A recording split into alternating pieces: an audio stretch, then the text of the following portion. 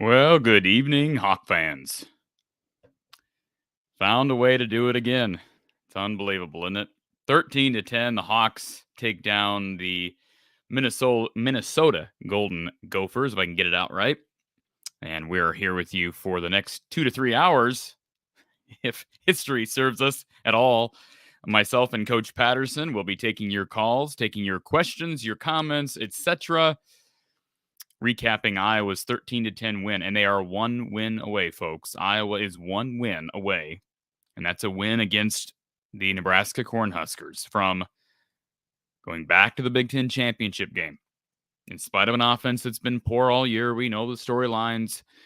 It was better in this first quarter, not very good in the second, third, and fourth quarters, but regardless, the team has great character and great resiliency. And what this defense, special teams unit, and at times, guys like Caleb Johnson, Sam Laporta, there are individuals who have been unbelievably resilient, all right, through the second part, especially the second half of the season. And you have to give them credit for that. This thing could have easily went sideways at 4-5. Iowa would have been coming off a 40-point loss to Ohio State, something like that. And you got to give Kirk Ferentz. I know a lot of people don't like Kirk right now. You've got to give him credit for keeping the guys together, keeping this team together, and guys like Jack Campbell. I mean, look, when Jack Campbell was going on the record and talking about how, this is one team. If you take a shot at one guy, you take a shot at all of us. That kind of sounds like player speak, so to speak, right? But, I mean, the guy has... he and the rest of his unit has proven that they believe in those words, and that is what Kirk Ferentz coached teams do. They don't fall apart. They, more often than not, don't crumble in the locker room as some programs may when they face adversity. They lock arms, and they find a way through it. No, the offense is not still good. For all of you who are still on here thinking, does this mean we're not going to get change on offense at the end of the season? I think it might. I'm not saying that's what that means, or if that's. I mean, you know where I stand on the offense. You know where I stand on Brian Ferentz. The offense was better in the first quarter today. There's no question about it. Sam Laporta, Luke Lachey, Iowa's so tight end heavy. Even in that first quarter, they still have problems getting the ball to receivers, although they did get a couple of Petrus was able to hook up with Brody Brecht a couple of times. Arlen Bruce got back in the action, but wide receiver involvement is still, I don't really know how to describe it. It's a huge, huge problem. But again, the numbers that matter are on your screen. Iowa wins 13-10, and the Hawks are one win away from a division championship game. And you may say, well, they're going to get destroyed in the conference championship. You might be right. Michigan looked mortal today, I can tell you that. And for a stretch of time, Ohio State looked mortal. I'm not predicting anything, but I'm just telling you the facts. The facts are they're one win away from returning to Indianapolis. The number to call in if you don't have, well, actually, you don't have to have StreamYard. It's a browser program. So if you're new to the show here, folks, you can join the show by clicking the link in the description below. And you don't have to be on video. It's another way to call in. Here's what I'm also going to do for folks that aren't comfortable doing that. First of all, I'm going to throw up the StreamYard link in the live chat. All right, so that's the StreamYard link. If you want to join, you can either click it in the description or in the live chat. I'm also going to throw the phone number up on the bottom ticker here, 515-635-1601. Coach Don Patterson will be joining us soon as we recap the victory. Let's go to James first, who's been on hold. James, welcome back to the show. Hey, how you been? Doing good, James. How are you? It was scary because I thought they called Jack's back. They didn't call Jack a touchdown. I thought there might have been a chance we might have lost it, and I'd have been mad. Well, this is going to make a lot of people upset. That was the correct call. It was the correct review. It was the correct review. No, but you got to let it play out, though. Talking about the pick six. Okay, but the officials, I'm just saying the official saw it a certain way. He saw it on the sideline. He called it out. You don't overturn it based on a look that was completely inconclusive. That's all I'm saying. I'm not saying it was the right. I'm not saying he stepped out, but I'm saying since the call on the field was made, you don't overturn that. No, yeah, I know. I agree with that. I'm just saying they should have let it play out. I agree that they can't overturn. Yeah, you're right.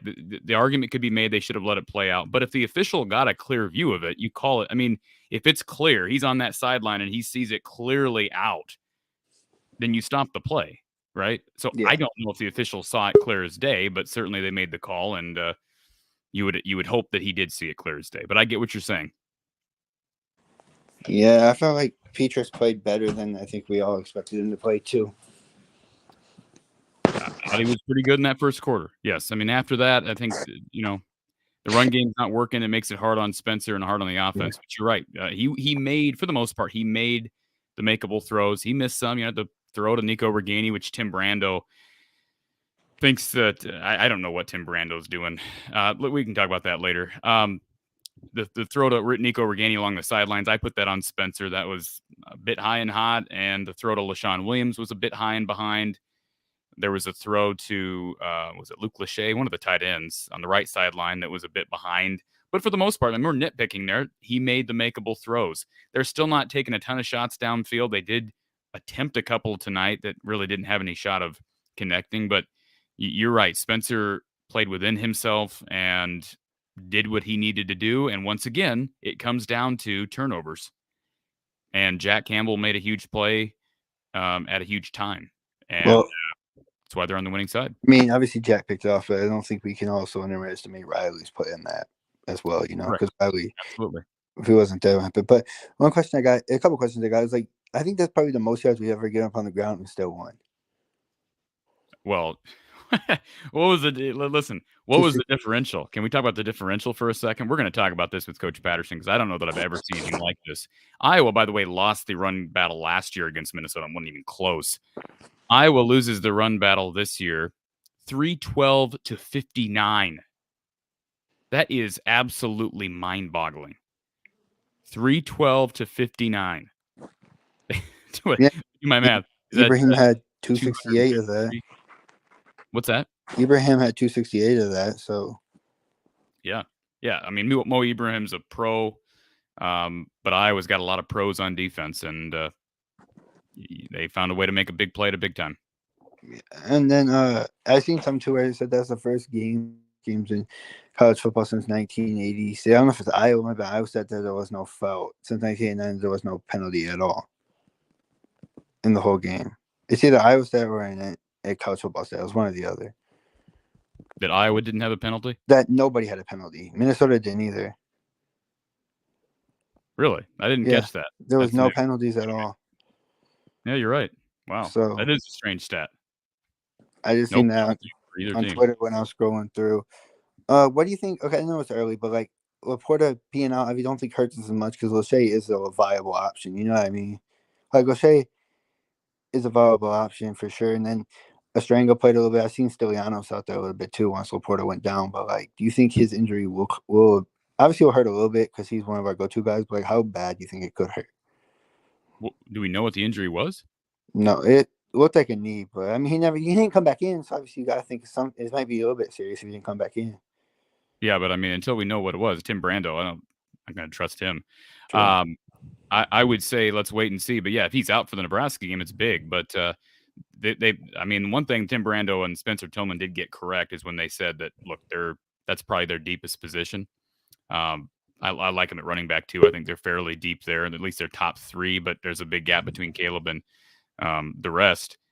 I will say this. I really like Luke Lachey. He's maybe been underutilized. Well, a lot of guys have been underutilized. Luke Lachey is a guy who can step into that role. I'm not saying he's as dynamic as Sam Laporta, but he'll be just fine. The question is, who do they return to at that second tight end spot? Probably Estrango, but they did bring in Stylianos out of the portal. He's been used mainly in goal line formations this year, but they'll be called upon. I've seen him in there a little bit too, Stylianos. I saw him out there a couple of plays. Obviously, didn't throw to him. That catch Lachey had too on the after the pick was a big one, because they gave us that field position to get the field goal to win the game, obviously. Yeah. But like, I know it's next week, obviously, and you never want to look to next week, but we won bad, obviously. I think it's always next weekend. Like Anthony Grant's a really good, and not as good as Ibrahim, obviously, right? But they do have good running back and wide receivers, so it's like it gives us a chance. But remember, in what day was it? We were like lost some game, and me and you were sitting here, and I was like, say something about the championship or something like that, and you're like, oh, we had no chance to. We both agreed we had no chance to win it. Maybe we might have been wrong on that, but I don't think I said no chance, but I said it's not going to happen. Yeah. Now, if I was a betting man, which I'm not, certainly you'd give Iowa the nod because they'll be heavy favorites against Nebraska. By the way, Wisconsin today. Let's be clear on that. Nebraska should have won that game against Wisconsin today and found a Nebraska-like way to lose. But you never know. It is a rivalry game. They'll get it back home. But yeah, you're right. I didn't think they had a shot 4 weeks ago. Not saying I blame you because I thought the same thing too. So I'm not saying I blame you either way, but it was a good win overall. Obviously, my girlfriend's a Minnesota fan, so I was getting a little mad because she was bragging a little bit, but then we won overall. So for me, it's more. I'm not gonna try to brag because we beat them how many times in a row. So I'm gonna be nice for tonight, but well, she's cooking dinner.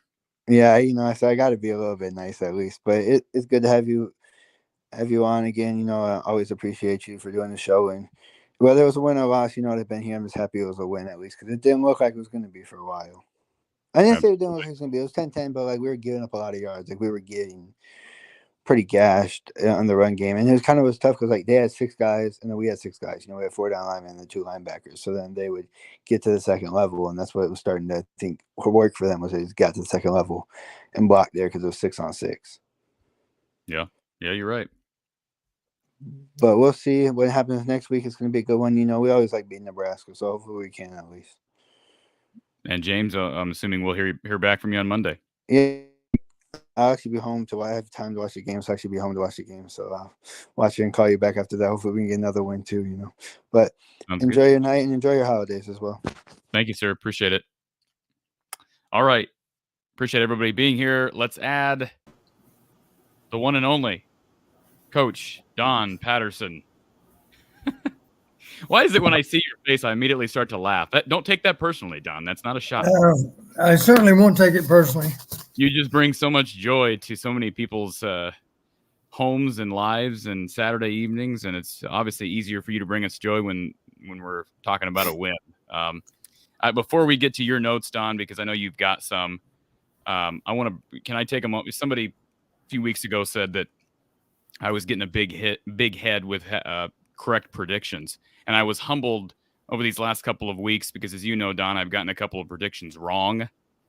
I picked Purdue 2 weeks ago, picked Wisconsin last week. Allow me to bask in the glory of a prediction that might have been correct this week. No, I don't want to do that. Let me stagger and try to get this up here so that it sounds like I'm doing it really smoothly. All right, Don, you take a look at this. This was my prediction from the day and a half ago. Didn't you also say, Corey, the first 1 to 10 wins? That was us also. Hey, did I say that? I thought you did, but maybe somebody did. Somebody said the first 1 to 10 wins. I'll say this, Don. I'll say this. Thank you, Eric, for pointing this out. As right as I was about the prediction and the score, I was totally wrong about how they'd get there. Never in my wildest dreams did I expect Iowa to be able to give up let me get the final number.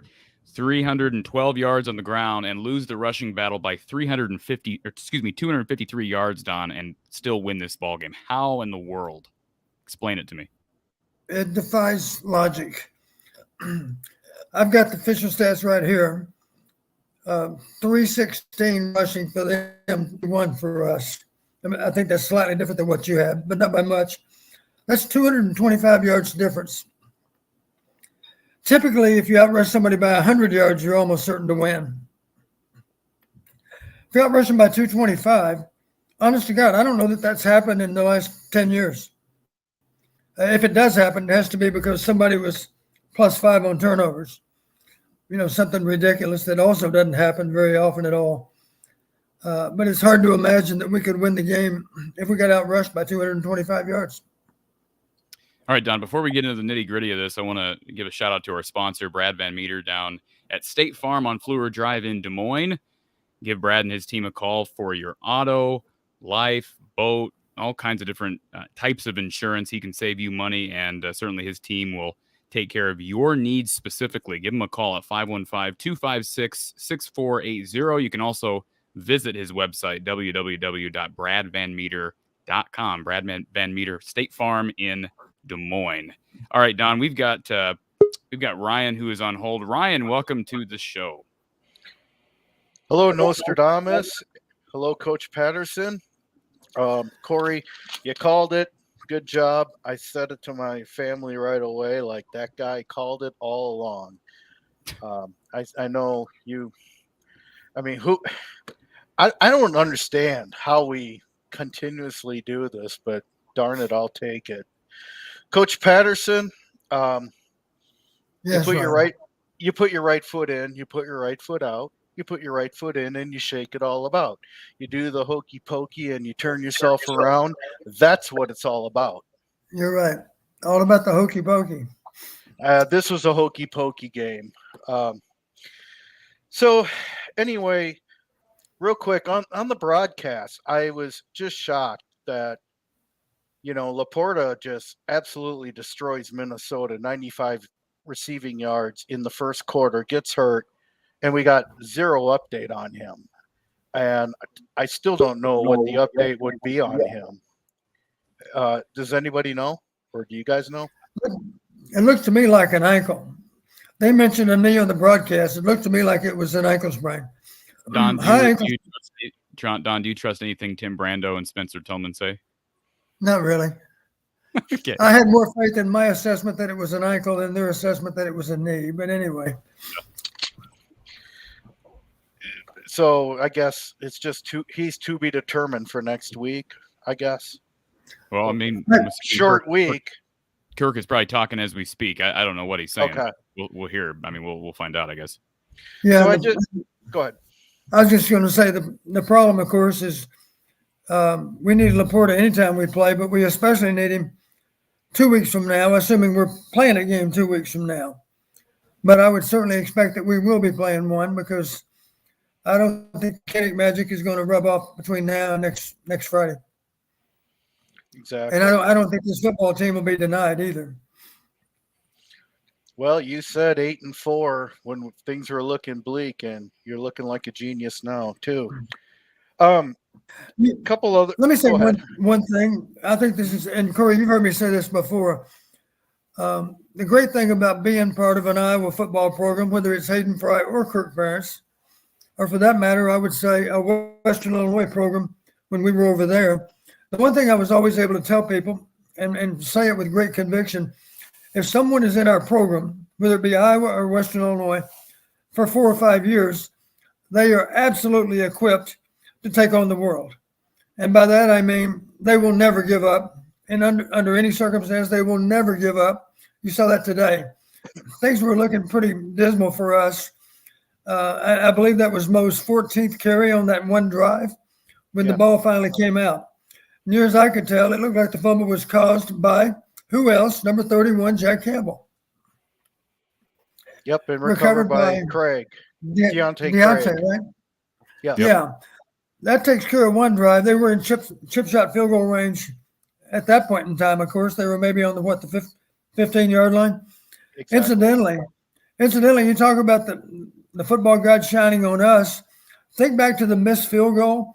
That ball clearly left his foot and was going to be good, except the wind blew it out. And it was beautiful.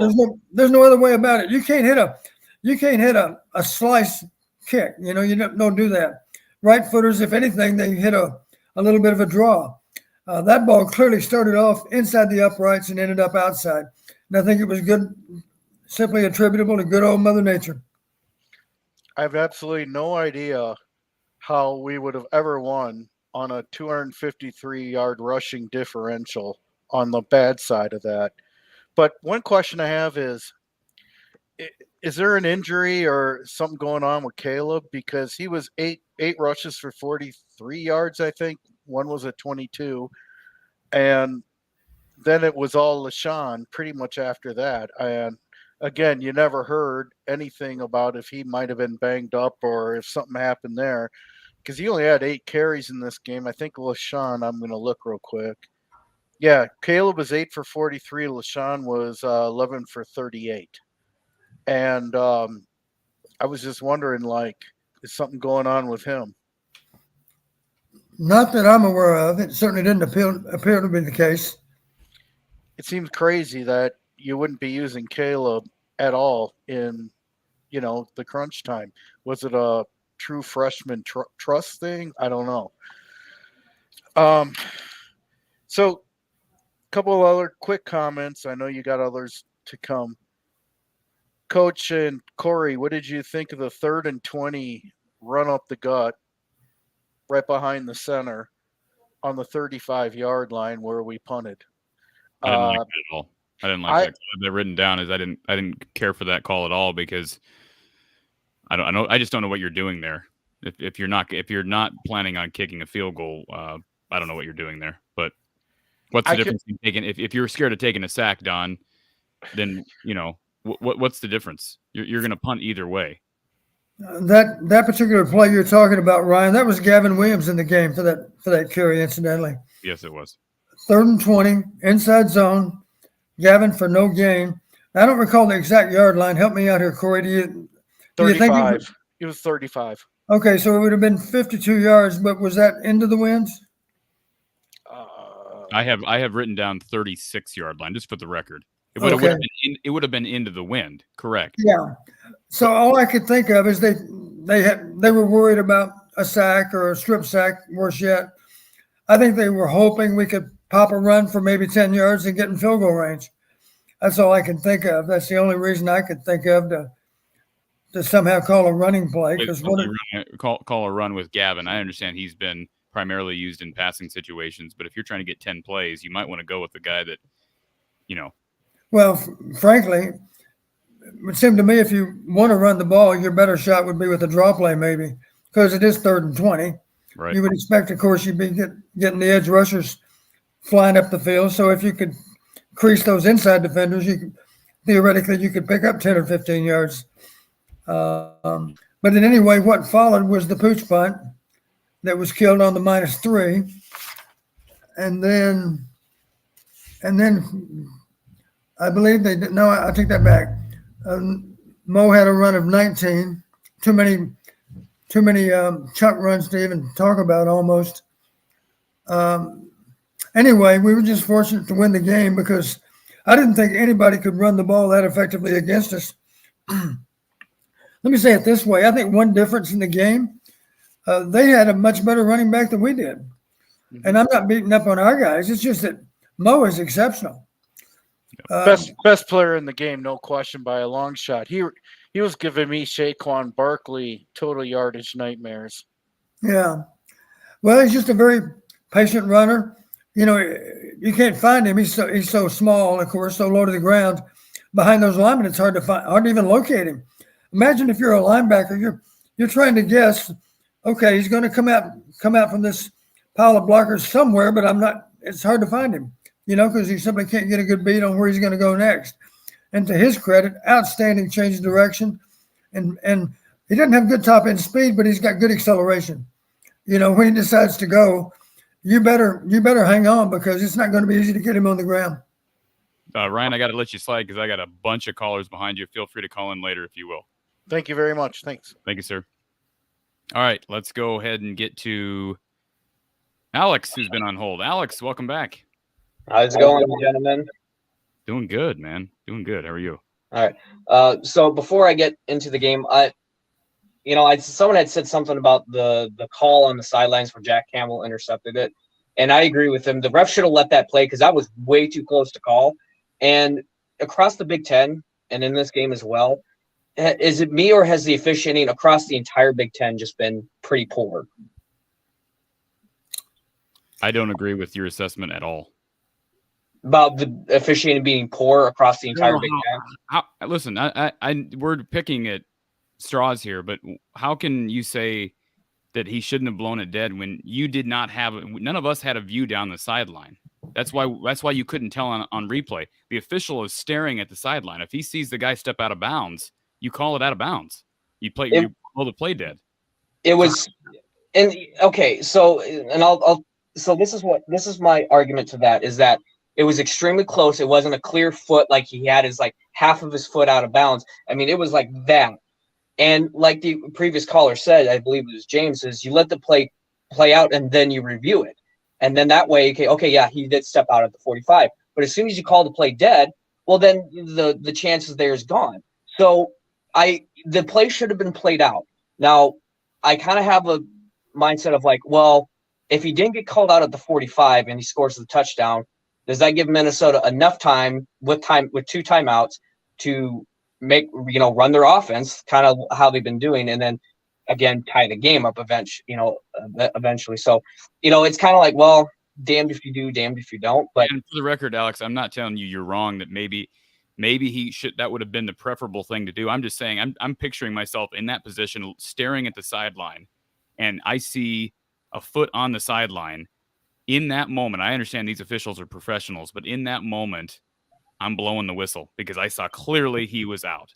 And then here's the problem. Here's what we need to be talking about. Why don't we have a camera view down the sideline? We have all these views, and we never have camera views right down from the pylon or right down the sideline. So you can't have overturns or you can't have everything's inconclusive. So maybe Jack Campbell, unbelievable play by Jack Campbell, taking nothing away from him. But can we agree that it shouldn't have been like, even if you could overturn it, you couldn't overturn it based on the view we had. Would you agree with that, Don? Yes. It was very close, that's for sure. It's a matter of less than an inch. It's a matter of just half an inch or a quarter of an inch, whatever. But I was confused by the whole thing too, because let me be sure I'm straight. Was there a whistle that said he was out of bounds? Yes. On the replay, you could see the official. It was kind of a late whistle, but the official did blow it dead. Well, here's where the official messed up. You better be damn sure he's out of bounds. If you're not sure, you don't blow your whistle. But maybe he was sure. That's what I'm saying. Now, maybe He started to blow and then he started to run again. There was a replay of him trying to call the ball and then he started running again. So he was pretty unsure of it himself. Yeah. Frankly, I don't know how he could have been certain, because it looks to me if he touched the sideline, he did it just by a hair, not by much. No, maybe a whisker. And if in doubt, you're supposed to let it play on. So in my mind, there would have been some doubt as to whether or not to blow it dead. I'll just say it that way. Yeah, it's just in this game there was a play that, there's kind of the whole thing of like, you can call a holding call on every play on the offensive line. There were some blatant ones that were missed, but there was one that I was really upset by. It was when Minnesota had the ball. Cooper was engaged with the wide receiver, and the play was over, and Cooper let him go. And the Minnesota player punched him in the helmet, turned his helmet right in front of the official, and Cooper kind of looked at the official going like, "You're not going to call that?" So that was pretty blatant, where it was like, and not like a shove. It was a closed fist punch in the helmet, because his helmet turned sideways, or his head did anyways. And Cooper just kind of like, you can't believe you're not going to tell me you didn't see that. Cooper didn't react by shoving him. He just kind of looked at the official, threw his hands up like, what are you doing? This is where I'm kind of getting with the fact of like the officiating in the Big Ten has been kind of questionable this year. The entire just this year, the officiating has been really, questionable. Corey, I'm going to kind of defend this, or maybe explain what I meant. And is that if Iowa lost this game, I said it would be a large portion of it would be on the defense. Now, you came back with said 10 points is 10 points. Agreed. And I think the offense played well enough. The offensive line and pass protection, at least, played well. They did let up one sack, but that was on a corner blitz.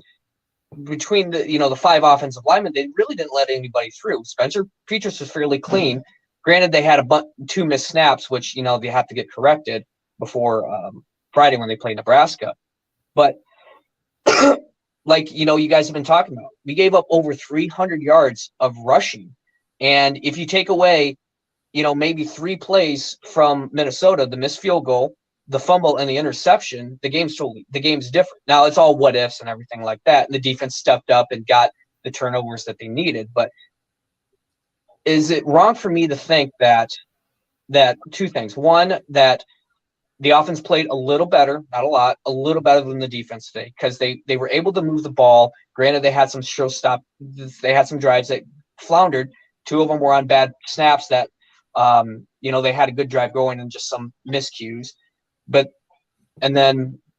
So I think the offense played a little better than the defense. That's just my opinion on that. And is it just me, because we saw this last year against Purdue? Does Phil Parker just have one of these games where it's just like maybe he's not as crisp as he's been all year? Because I felt like that this game, this Minnesota team wants to run the ball. And if we made them throw the ball with that redshirt freshman, and we saw it with that interception, he's not accurate. And a lot of the passes he had him do, he only dropped back 15 times. So the pressure wasn't able to get there because they're not trying to go after the quarterback. They're going after the running back. So I think this was one of those games where I feel like Phil Parker kind of got into a stubborn mode where it's like, I'm going to run this defense because it's worked in the past. That's just what I saw. I know I'm probably going to get roasted in the comments and people saying, I've never been a defensive coordinator, never coached football. And that's just what I saw, is that there was very little adjustments made to account for Mo Ibrahim. And that's not trying to discredit Mo or that Minnesota offensive line, which played phenomenally well against this great defense. But I just didn't see anything from Phil Parker that said that he made certain adjustments that would slow down this rushing attack. Well, for you to say, I think the offense played better than the defense. I said a little better. I didn't say a lot. I said a little better. I don't even know what to say to that, Alex. Come on now. Okay, so if you take away 3, like I said, let's just take away the 2 plays, the fumble and the interception, and then Minnesota has ran the ball. Okay, Minnesota had so much success running the ball on this team that, and then they bowed up when they need to inside the red zone. But if you take away those two turnovers, the game's Minnesota win. I am not saying that Iowa's defense was superb today. All right? Oh, I know that. They gave up 10 points. Let me read you after that first quarter. All right. So they have a field goal and touchdown. Let me read you the drive results after that for Iowa's offense. Punt, end of half, punt, punt, punt, punt. Field goal after the Jack Campbell interception. And by the way, good throw from Peters to Lachey. You're going to tell me that offensive performance was better than Iowa holding Minnesota to 10 points on the day? Come on. Okay, so after this Iowa offense was able to move the ball specifically through the air. They couldn't run the ball. I'm not saying they could or not. I mean, and I think Ryan had said this when LaShawn had a big run, then Caleb got in, had a big run, and then we never saw Caleb again. I'm like, why are we not featuring this back? He's been showing some promise. The offensive line wasn't blocking well in the run game, credit. But in the pass game, Spencer looked really good. You can take away a couple plays, and I think the offense played, again, marginally better than this defense, because the defense was not this typical Iowa defense, because they were giving up Minnesota had the entire playbook open to them. Granted, they ran it 100 times probably, and they only passed 15. So it was just, what I'm saying is that this defense, which is known for just being stout, stopping the run, making you throw the ball, they didn't do that this game. They were not the typical. Maybe it's because I'm thinking this Iowa defense got gashed on the ground and, made a couple plays, with the 2 turnovers when they needed to. But the offense was constantly moving the ball. Yes, they punted a lot. I get that. Especially on that fumble recovery, they went 3 and out. That was irritating to see. I'm not saying, and the play calling was a little questionable. But overall, I personally think the offense played slightly better than the defense, because that's just how I feel. And I know I'm going to get roasted for it. I'm not saying this offense is the greatest thing in the world, but the way the defense played versus how the offense has played in the past, it was kind of night and day. Okay. I'm not going to rip you for it. I don't agree, but you and I have a difference of opinions and not, be mad at one another. But here's what I'll say on that. You say we're not used to this Iowa defense giving up this many yards. You're correct, but let's remember this. We also weren't used to this Iowa defense selling out to stop the run like they have since the bye week. They gave up rushing yards to Michigan. They gave up rushing yards to Illinois. I think about the 2017 game against Saquon Barkley when he had like 280 all-purpose yards against Iowa, but guess what? They were in the game at the end. They bend, they don't break, and they do what they need to do in big moments. And I understand the numbers are startling and they're mind-boggling, the fact that Iowa won this game in spite of giving up, 300-some yards on the ground. But this is this is to an extreme level. This is what Phil Parker does. He bends, he bends, he bends, he bends. So I don't agree with you. I understand where you're coming from. And no, it wasn't the defense's best performance. No, Phil Parker's never going to tackling. Absolutely horrible tackling. Phil Parker's never going to tell you, yes, I want to give up 312 yards on the ground. Don, anything? I got to let Alex slide because I got people, but Don, anything else to add? Well, the only thing that comes to mind for me that kind of supports what Ice was saying, it wouldn't have shocked me after the game if Phil even acknowledged, I don't have a solution for stopping them. It appeared we couldn't come up with any plan to stop them, to slow them down.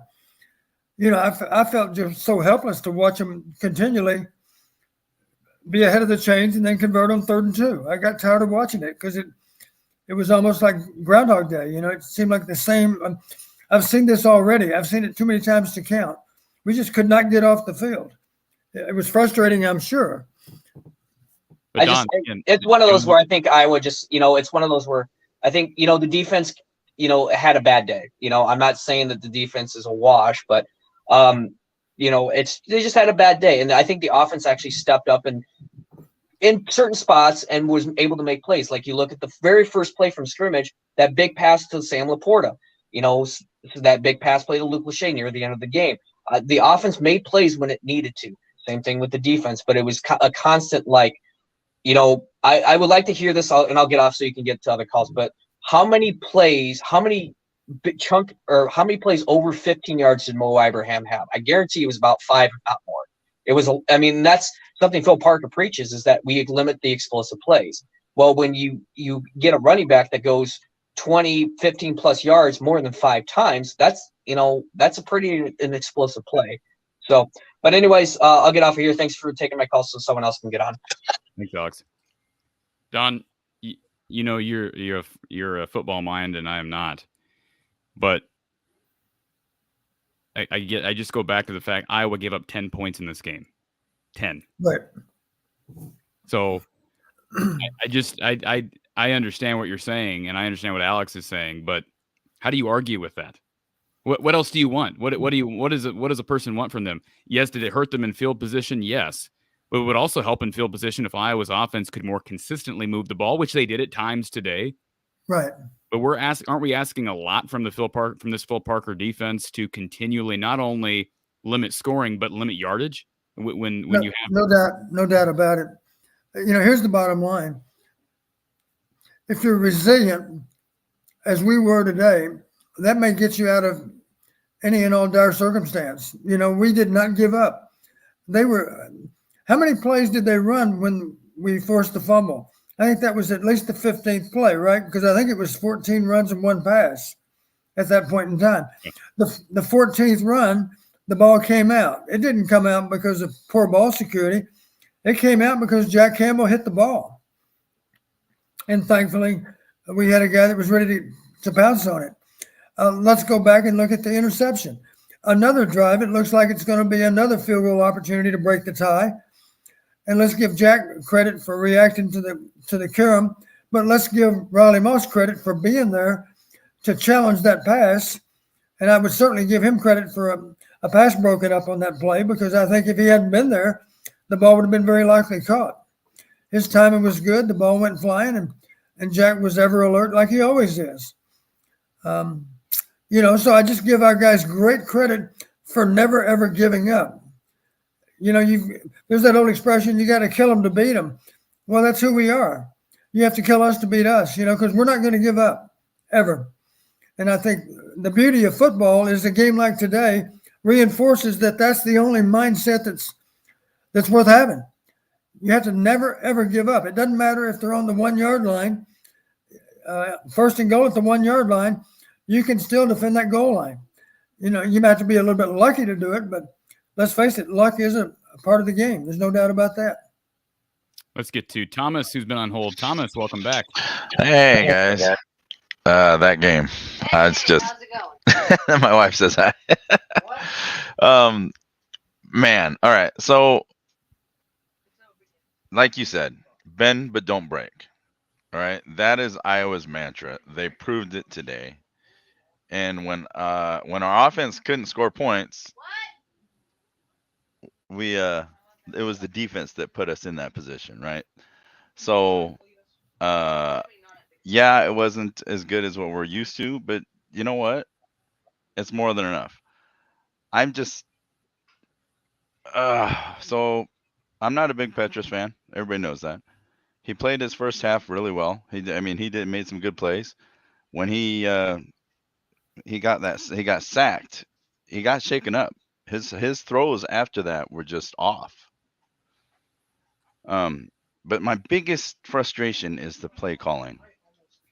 It's just run the ball on a 3rd and 20. Run the ball when they're expecting it. I mean, why not just throw the ball to set up the run? Well, we'll say this: they did that in the first. Let's defend Brian for a second, Thomas. They did do that on the very first play of the game, and that ended up being a massive play in the game. Don, talk about that first play, because that was not a play that Minnesota expected. Yeah, let's back up and talk about why that play worked.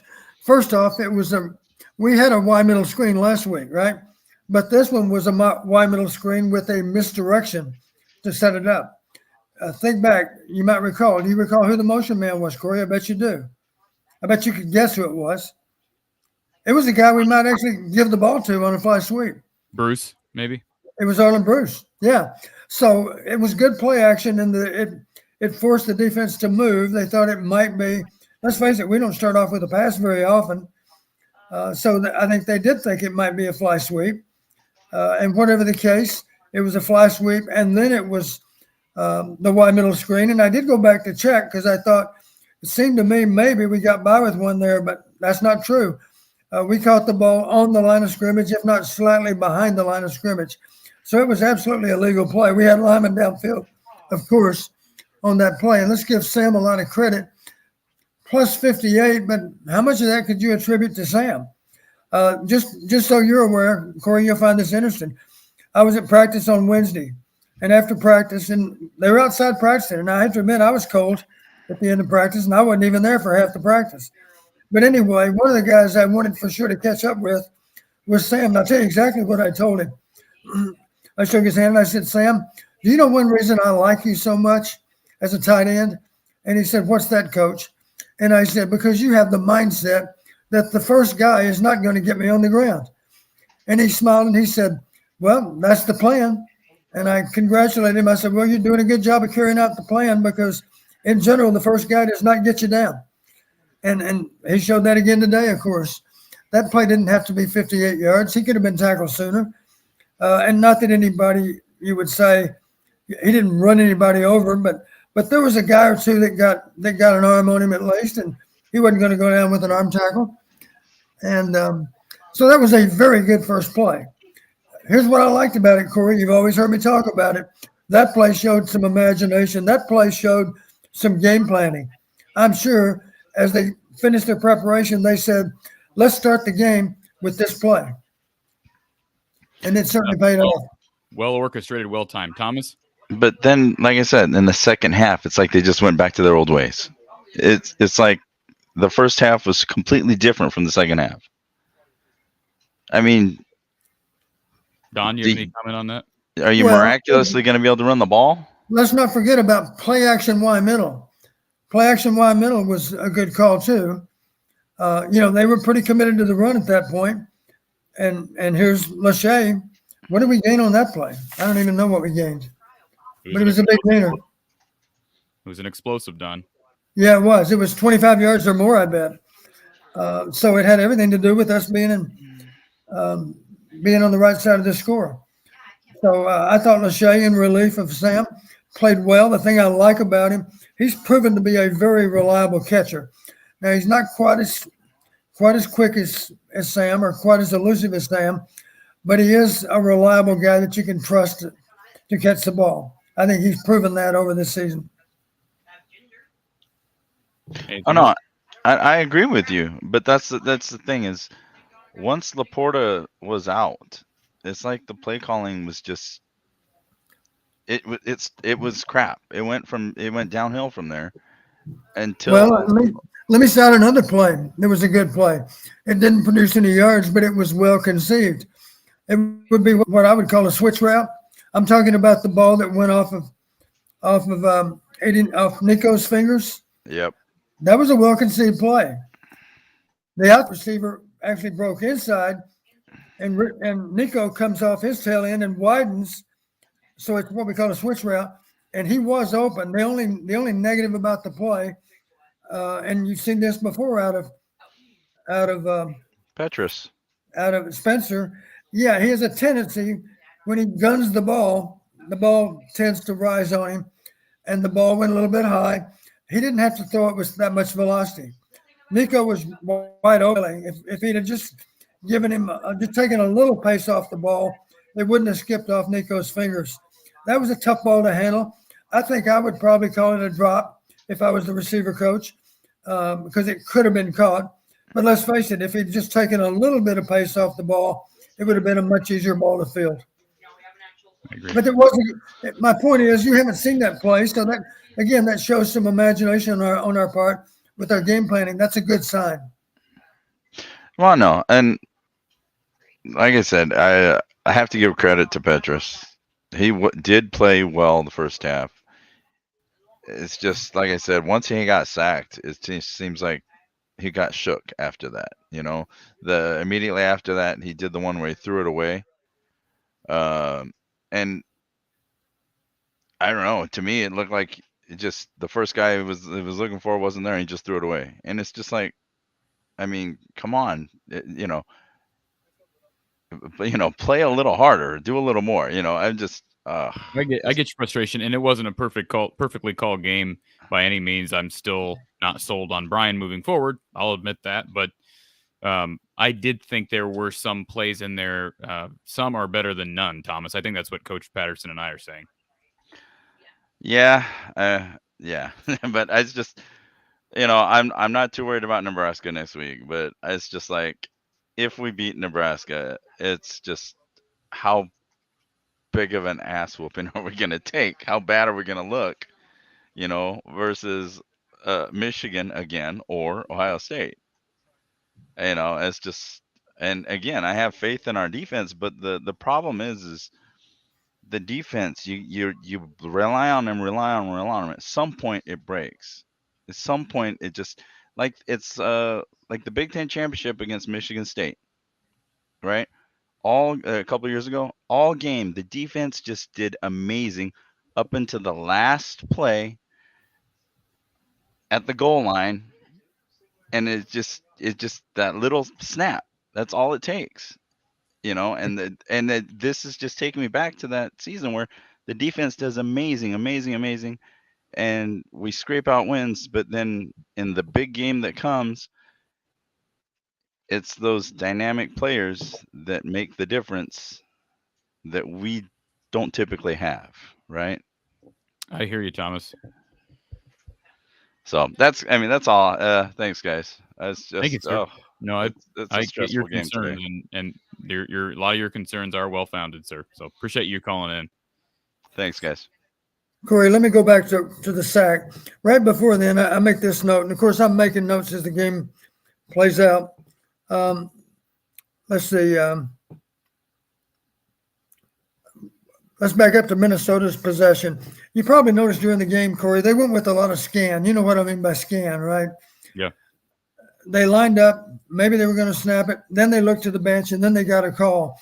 So I think that's one reason that we had difficulty with them, is because they were using a lot of scans. So they were looking at our defensive alignment, then calling a play.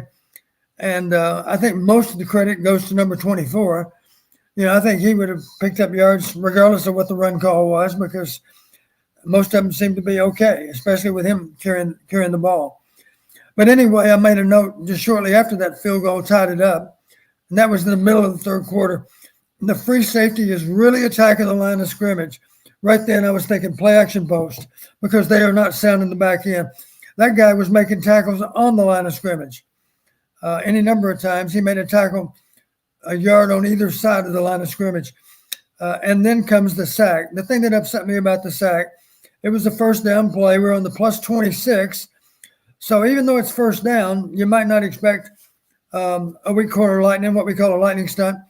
But we're on the plus 26. We're in field goal range. Wouldn't it make sense, Corey, that they might try to get us out of field goal range? And the thing that upset me, Spencer never saw the lightning. But if you look over the top of the lightning, Corey, you've always heard me talk about scanning the field, especially being aware of what's happening on that short side of the field, because that corner's not very away from you. And you don't learn a whole lot from looking at him, but where you learn more is looking at the free safety. That free safety was way outside the hash mark. In other words, he was almost stacked over the width of that corner.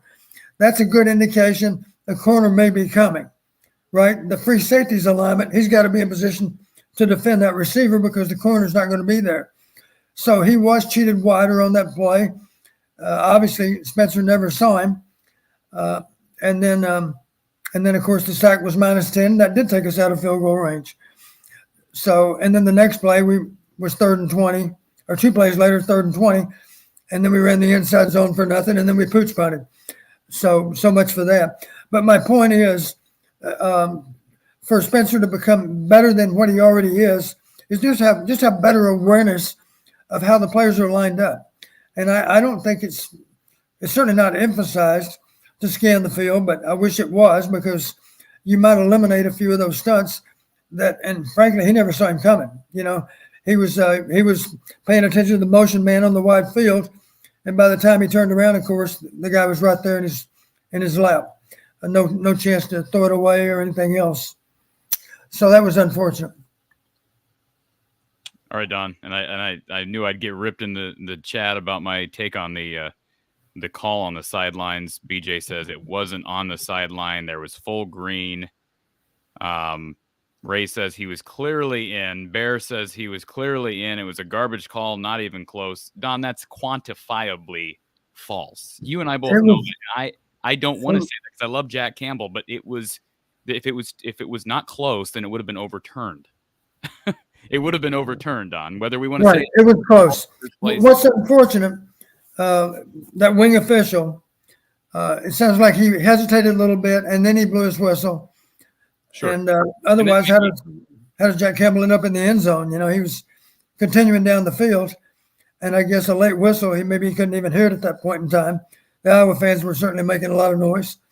But what's sad is, unless you're absolutely certain that he's out of bounds, then you don't blow your whistle.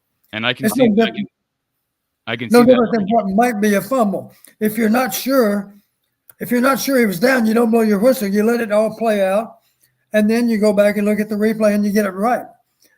So I saw some games. If you're not sure, Don. If you're not sure. My point is, we don't know if he was sure or not. Right. That's true. Well, the fact that he didn't blow it when it happened tells me that he wasn't sure. You're right. And correct me if I'm wrong, he was standing on the Minnesota bench. So he might have gotten a little encouragement there a second or two after the foot was maybe or maybe not out of bounds. And I understand that my take on this is not the popular opinion.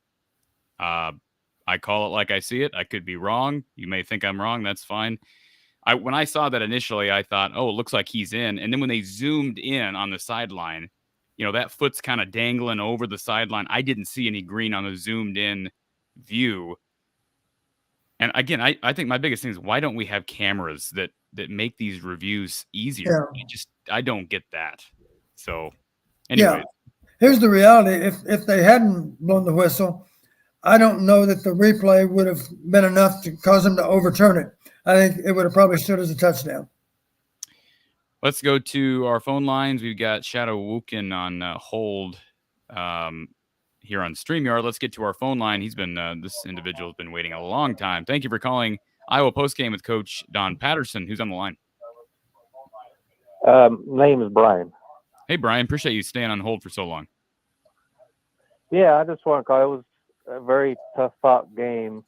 One of the comments what you guys were just talking about was that interception that was or wasn't out of bounds. I think in the long run that it probably wasn't called in bounds, because that would have left a lot of time on the clock, so Minnesota could have drove down and scored a touchdown and tied it up.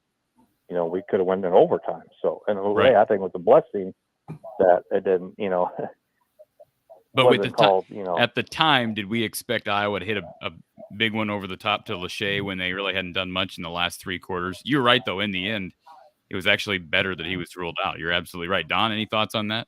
It's a good line of reasoning. No, I think it's it's silly to go back and worry that much about one play. And would it have turned out differently? Certainly, it would have played out differently. But it's really hard to. You can't just presume that it would have played out the same way if the whistle would have been different. Well, the point is there would have been more time on the clock, right? There would have been more. What he's saying is, the caller's saying is, there would have been more time. Minnesota would have had a minute and a half, 2 minutes to come back down the field, and they would have been down a touchdown. But Iowa was able to win in the final seconds. Right. Yeah, I don't know. I don't worry too much about that kind of thing, because I think, if you eliminate one play from the game, then the game does play out differently. Sure. If it's a key play. And hindsight is 20/20, of course. So, anything else, caller? Yeah, that's what's up. And also, Minnesota's offense with all the running a lot, with Mo, which he's a great running back, and for some reason we just could not find the right scheme just to stop him. But I would be worried on Minnesota's offense for not being more balanced, not able to use the pass, because they're just wearing out their the running back, and the announcers kind of said that. So when he gets to the next level, how much much time he has on the next level, because he's got so used a lot in college, because the announcers made a comment like the last 4 games he rushed for pretty much 25 carries and more. That's just burning a player out towards the end when you really need him. When you get try to win a championship or the bowl game. Yeah, just your thoughts on usage, Don? Player usage? Well, I noticed as I was looking back over the season, Mo didn't play in one game. He didn't play against Purdue. But I did notice in other games, I was just trying to figure out how we were going to hold him under 100 yards, which was really wishful on anybody's part. Because I noticed in a couple of games, I think Penn State might have been one, he still got his 100 yards, but he had to carry the ball, I believe it was 36 times maybe, something like that. So I was simply thinking, if they have to give him the ball 40 times, they'll do it. Now, it didn't get to 40, but it got pretty close, I think. Wasn't it 37 maybe or something? How many carries did he end up with? According to It was almost 30. Yeah, I'm seeing on my end on 39. 39? Let me pull the official one up here, but I'm seeing on the unofficial box score 39. Yeah, 39 for 263 yards. If you want to talk about something to fret about, what's amazing to me, they ran the ball 50 times. You know how many yards they lost on those 50 carries? A total of 4. 4 yards lost. That's impressive that they had no minus plays hardly. Mo had -2, and the quarterback had -2. But the quarterback overall had 4 carries for 32 yards. So a couple of them were significant gains, of course.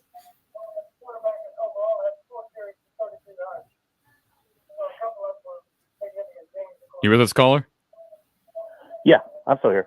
Anything else? Just one last thing. Just kind of was just thinking it was kind of an analyst, the last couple of games and some of the other callers saying, what was tonight's game with, they obviously totally outrushed us for, I think you said 256 yards or something like that. And I kind of use an analyst like in wrestling, where an opponent could be dominating a wrestler all the match and takes one mistake that, he gets, in trouble, then gets pinned and loses the match. That's kind of like what Iowa football's been the last couple of weeks. We're getting beat up here and there, but we find a way to win. Like Don was saying, we're so resilient. Keep fighting. That's, that's one thing I love about Iowa and football, and this Iowa in general, that we're fighters. We just keep going. That's kind of like, in wrestling, you get beat all the way up, one mistake, boom, overturned, and, we win the ball game. Absolutely, Don. The I mentioned that at the outset of this show before you hopped on, the resiliency of this team, and they just don't stop. I mean, that's what has made Kirk Ferentz a great coach here at Iowa, is his teams never quit. And we saw all of last year. I mean, Iowa could have easily, look at the scores, they could have gone, they go 10-2. They could have probably gone, if you go back, they could have gone 6-6. I mean, maybe worse than that had they not won close games. I mean, Nebraska knows all about that. Went 3-9 last year, and had a chance to win almost every one of those 9 games they lost. I took a minute to glance back at the analytics from last year's game. The final, as I recall, was 27-22. But when you looked at the top 15 parameters a year ago, Minnesota won 8 of them. We only won 6. So again, it doesn't have to predict the winner. But the amazing example, of course, is getting outrushed by 225 yards. I will promise you, in every college football game that's played this year, it'll be very rare when anyone gets outrushed by 225 yards and wins the game. Almost unheard of.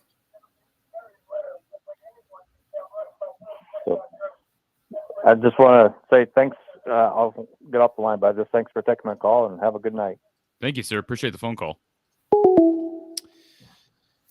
All right. I want to get to this comment before we get to our next caller, Don. Let me find it here. Tim Clark.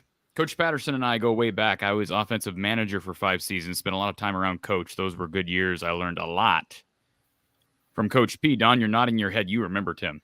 Absolutely, I remember Tim. Tell us about Tim. Well, he was fairly typical of what comes to mind for me for the typical Iowa manager. It was very important to him to do his job well. I don't know what his compensation was to be a manager, but it certainly wasn't very much for all of the time he gave us. But he recognized the same thing Coach Fry always emphasized. We're all in this together. The players are the ones on the field, but there are a lot of unsung heroes that are helping them to prepare for the game and helping us as coaches prepare for the game. I'll give you a simple example. My manager, every position coach had a manager, and my manager every day would chart passes thrown in practice, passes thrown to simply be able to tally how many balls were thrown in your direction, how many did you catch, how many did you drop. And I had those numbers. That was a running tally. I remember one time Gil Brandt was at practice, and a lot of our listeners don't know who Gil Brandt is. But, Corey, I bet you might remember the name. Absolutely. He was the general manager for the Dallas Cowboys at the time. And we had a tight end named Marv Cook, and Gil Brandt noticed the manager charting plays, and he walked over to him and he said, how's Marv Cook doing? And the manager took a break and looked at his chart and said, right now, sir, he's got 110 in a row or something like that. He had caught 110 balls without a drop in that length of time. And Gil Brandt just very, very knowingly nodded his head, like, that's kind of what I thought I'd hear. Marv Cook doesn't drop a football. And, of course, the great ones don't drop a football, hardly ever. And but the point is, we emphasize it in practice. You know, if a player drops 2 balls in practice, then we know about it, and he knows about it. And it's easy for me. And the example you've heard me give, Corey, if 2 guys are contesting for playing time, and one guy comes in and says, Coach, I don't understand why you're playing Corey ahead of me. One of the things I might say after I glance at the numbers, I might say, well, Corey's catching the ball at 96%. You're only catching it at 92. And if his response happened to be, well, that's not very different, Coach, 96 versus 92, I would respond with, as you know, Corey, oh, but it is. I judge you by the ones you drop, not by the ones you catch. Corey's dropping 4%, you're dropping 8%. And my way of thinking, that means he's twice the receiver you are, because his drop percentage is half as much. So that's the kind of stuff managers do. If you work for me as my manager, you were going to chart passes every day. And sometimes the manager wouldn't be sure, is that a drop or not? He knew just to look over at me. And as long as we made eye contact, I would either nod my head up and down, meaning it's a drop, or nod my head sideways, meaning no, it's. So I still got to be the final arbiter on whether it was a drop or not, if it was close. If it was obvious, of course, he wouldn't look to me for any advice. He'd simply make the call. So you have fond memories of Tim. Tim was a absolutely good guy. Appreciate Yep. Tim sending in his comment here to Coach Patterson. Let's get to Shadow Wookin, who's on hold. We talking to a human or a guinea pig? Human. Okay, it sounds like a human to me. Yeah. Pretty good. A couple things, just quickly right off the gate. Iowa has a history of winning 88% of their games if they score 24 or more points. Under Brian Ferentz, we at 2017, 28, 2018, 31, 2019, 25, 2020, 31. So it doesn't matter if we're scoring 40 points, 60 points. Granted, it's not beautiful by any means, but even when Don was coaching with Hayden, as long as we got 24 points on the game, we usually won. That's historically proven. Go ahead and look. Okay? So when people are talking about Brian and stuff, and it's just so frustrating because if you look at, for example, today, look at Brian in history, we haven't had a good running game, period. Like at all. Like I think our highest is 70th rushing yards in the nation. Okay. 70th, ranked 70th. Terrible. Okay. You can't expect any offensive coordinator without pieces to be able to do anything. If you look at today, when we come out, doesn't it fall? Wait a minute. Who's responsible for not having a run game? That would be, I mean, everybody at that point. It's a team. Doesn't the buck stop with the offensive coordinator? Don, you were an offensive coordinator. If your run game sucked every year, didn't the buck stop with you? Wouldn't Hayden have pulled you aside and said, Coach P, we ain't getting it done? Right. Yes, he would have. I did pull up, Corey, our national rankings before today. In other words, these are national rankings based on our 10 games. And you know some of these already, but these are all offensive categories. Total offense, 130, as you probably know. Scoring offense, 124. Rush offense, 119. Pass offense, 123. Third down offensive conversions, 126. These are our national rankings. Completion percentage, 110. First downs 130. Actually, we actually belonged 131 because first downs are only recorded based on number of first downs. We had 139 first downs, but the team behind us with 136 had only played 9 games, not 10. So if you looked at first downs per game, I would reluctantly acknowledge, yeah, we were last in that category. Pass efficiency, 123. Sacks allowed, 116. But here's an important category that we actually ranked pretty good. Turnovers lost. Going into today's game, we were ranked 44th. So the one thing we're able to do is value the ball. We've been doing a good job of that. And that continued. We played all day without a turnover. And thankfully we did, because otherwise we might not have won. +2 on turnovers, as you've heard me say, is a good indication that you got a great chance to win the game. So I'm assuming to our caller here, and I don't know your name because I just have a username. Nathan. So first of all, who's on drugs? You're asking, are you on drugs? Who are you directing that to? It was someone asking about the running, how we couldn't stop the running. If you look at the game, the running back had 160 yards on 3 carries. Riley Moss was inside on his coverage, didn't keep contained. He was inside Evans, actually, if you go back and look at it. Okay. So he had 160 yards on 3 carries. 3 rushes. So that would put him at 100 yards. If you looked at it beforehand, the announcers tried to bring it up too. 13 carries for like 30 yards before he had big gash runs. Correct me if I'm wrong, though. Aren't those 3? I got this. No, correct me if I'm wrong, though. Aren't those 3 plays part of the game? Yeah, no, they're part of the game. But in the same sense, I'm stating that, like, if you look the whole way through, I've stated that we never defend. It's always Iowa defense versus Iowa offense. Iowa defense had a bad day today. It's clean cut, period. Like, there's no turning it around. Well, they didn't have a bad day. You don't say it. It had a bad day. 260 yards rushing is a bad day, period. Like, you can't put 10 points. Anyway. 10 points is 10 points, granted. But if Iowa offense has 400 yards offense and scores 10 points, we're not a good offense. How is it a double standard? It's not a double. That is. The next time Iowa gains 400 yards, you give me a call back. Well, I'm just curious.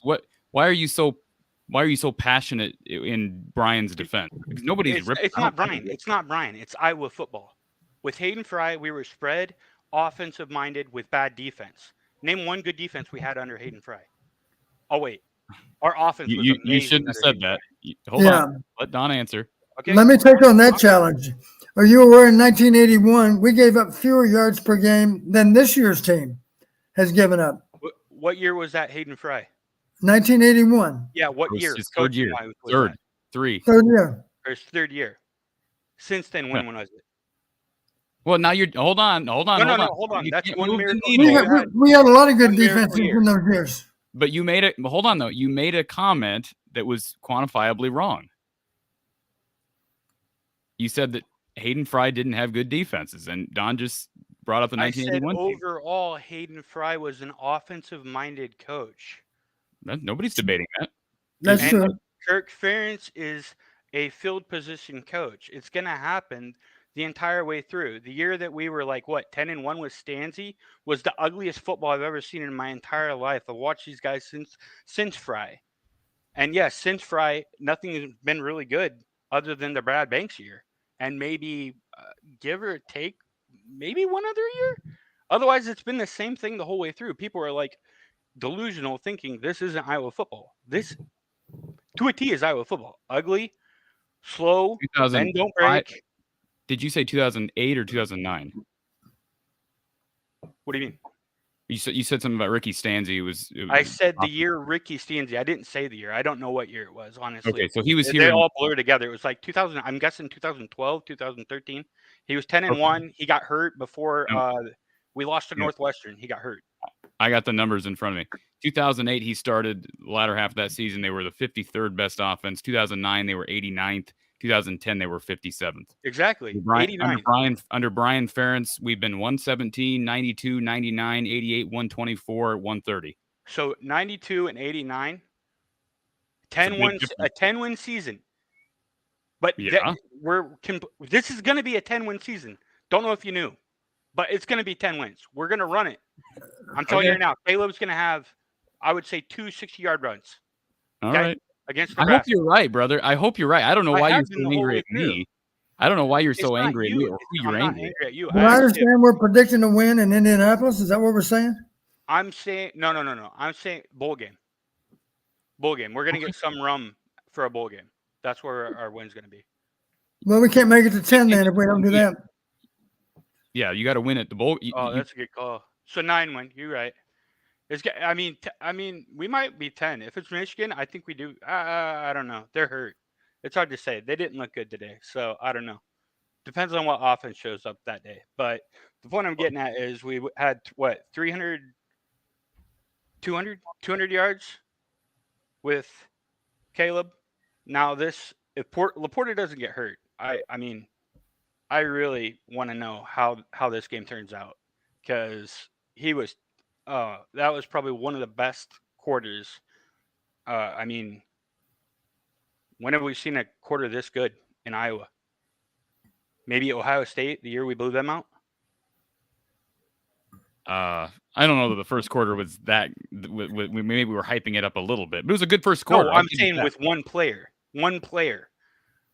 just completely dominating the game. It was like a good quarter. Other than a running back, of course. Sam Laporta. Yeah, it was a good quarter. Yeah, you know what I mean? Like he literally was amazing. And like that's where it's like if he has a full game. And then like the backup, the tight end, they ran the same exact play they ran to get the big play to start the game at the start of the second half, and he got smashed. I don't know if they didn't set the play up right. I would suggest to you, if Sam ran the play the second half, he might have gotten smashed also. Yeah. It's called recognition of what's happened. Yeah, you can't keep running the same play. I get that. Yeah. But my frustration is I was like, oh, a lot of Iowa fans are like, oh, we got to change. I didn't see a lot of outside runs. I think if we run outside rather than inside, because Caleb runs a lot better outside the tackles than he does inside the tackles, we have a lot more running yards. Didn't see that at all today, but I'm betting it's because we'll probably see it a lot next week when he has, I would say, 2 60-yard runs. But in the same sense, you know what I mean? Like everyone wants change, but I just don't understand how much change do you want from a 9-win, 10-win season? The last time I seen this, Nebraska. Let me answer the question. Let me answer your question. I got to let you slide. I do appreciate you calling in. I'll tell you how much change I want. I want to change at offensive coordinator. That's what I want to change at.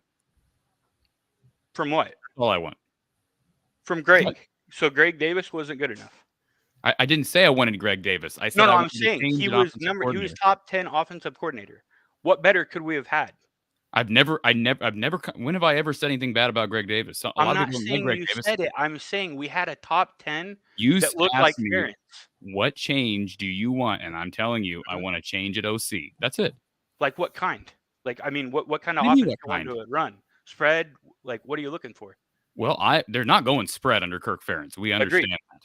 So you've got to go with a guy who's proven, experienced. I'm not calling for. Listen, there are a lot of candidates out there. We're talking down the road. Paul Chryst was brought up. He's one example who would. I'm not saying I'm leaping for joy if Iowa hires Paul Chryst, but you can't tell me that Paul Chryst isn't exponentially more qualified. His resume is exponentially more qualified than Brian Ferentz's. If we're talking about a pro style offense, that's all I'm saying. So. But you have every right system-wise. You have every right to not want Brian gone and to support you. You have every right to feel that way. I'm not ripping you for your take. I'm just answering you where I stand. Yeah, no, I'm not saying that. All I'm saying is everyone's wanting to change. Who's going to fit Iowa football better than the man's son? Because unless you get rid of Kirk, it's still going to be Iowa football. All right. Well, I got to let you slide, sir. I appreciate you calling in, and I appreciate you supporting the show. I hope you support the show. No, I do. I definitely do. I really liked your ref take. Like, I think that was the right take. Well, I appreciate you being here, sir. Thank you for the call. Yep. This has become a very, I don't know. These callers are getting me riled up, Don. I like it. I like it. Argue that you're getting them riled up, maybe. It appears we're riling them up. But I came onto this show in a good mood, and it's all of a sudden people are, Iowa's won how many straight games now, and they're 1 win away from a conference championship game. And by the way, Don, are we doing another celebration if they they win the West? What kind of celebration do you have in mind? Well, last year we had a live stream. Remember a live stream celebration when Iowa won the West? Don't you recall this? A live stream. Well, I'll listen. I'll refresh your memory when we're off the air. But just for the record, people need to understand this. We got football next week. We've got Iowa Clemson basketball, like right at the end of Iowa football. So you're going to be a lot of content coming that day, folks. I'll just tell you that right now. Let's get to our next caller who's been on the phone line on hold. Thank you for calling Iowa Postgame with Coach John Patterson, who's on the line. Zach, how's it going, Corey? Good. How are you, Zach? Another win. A win is a win.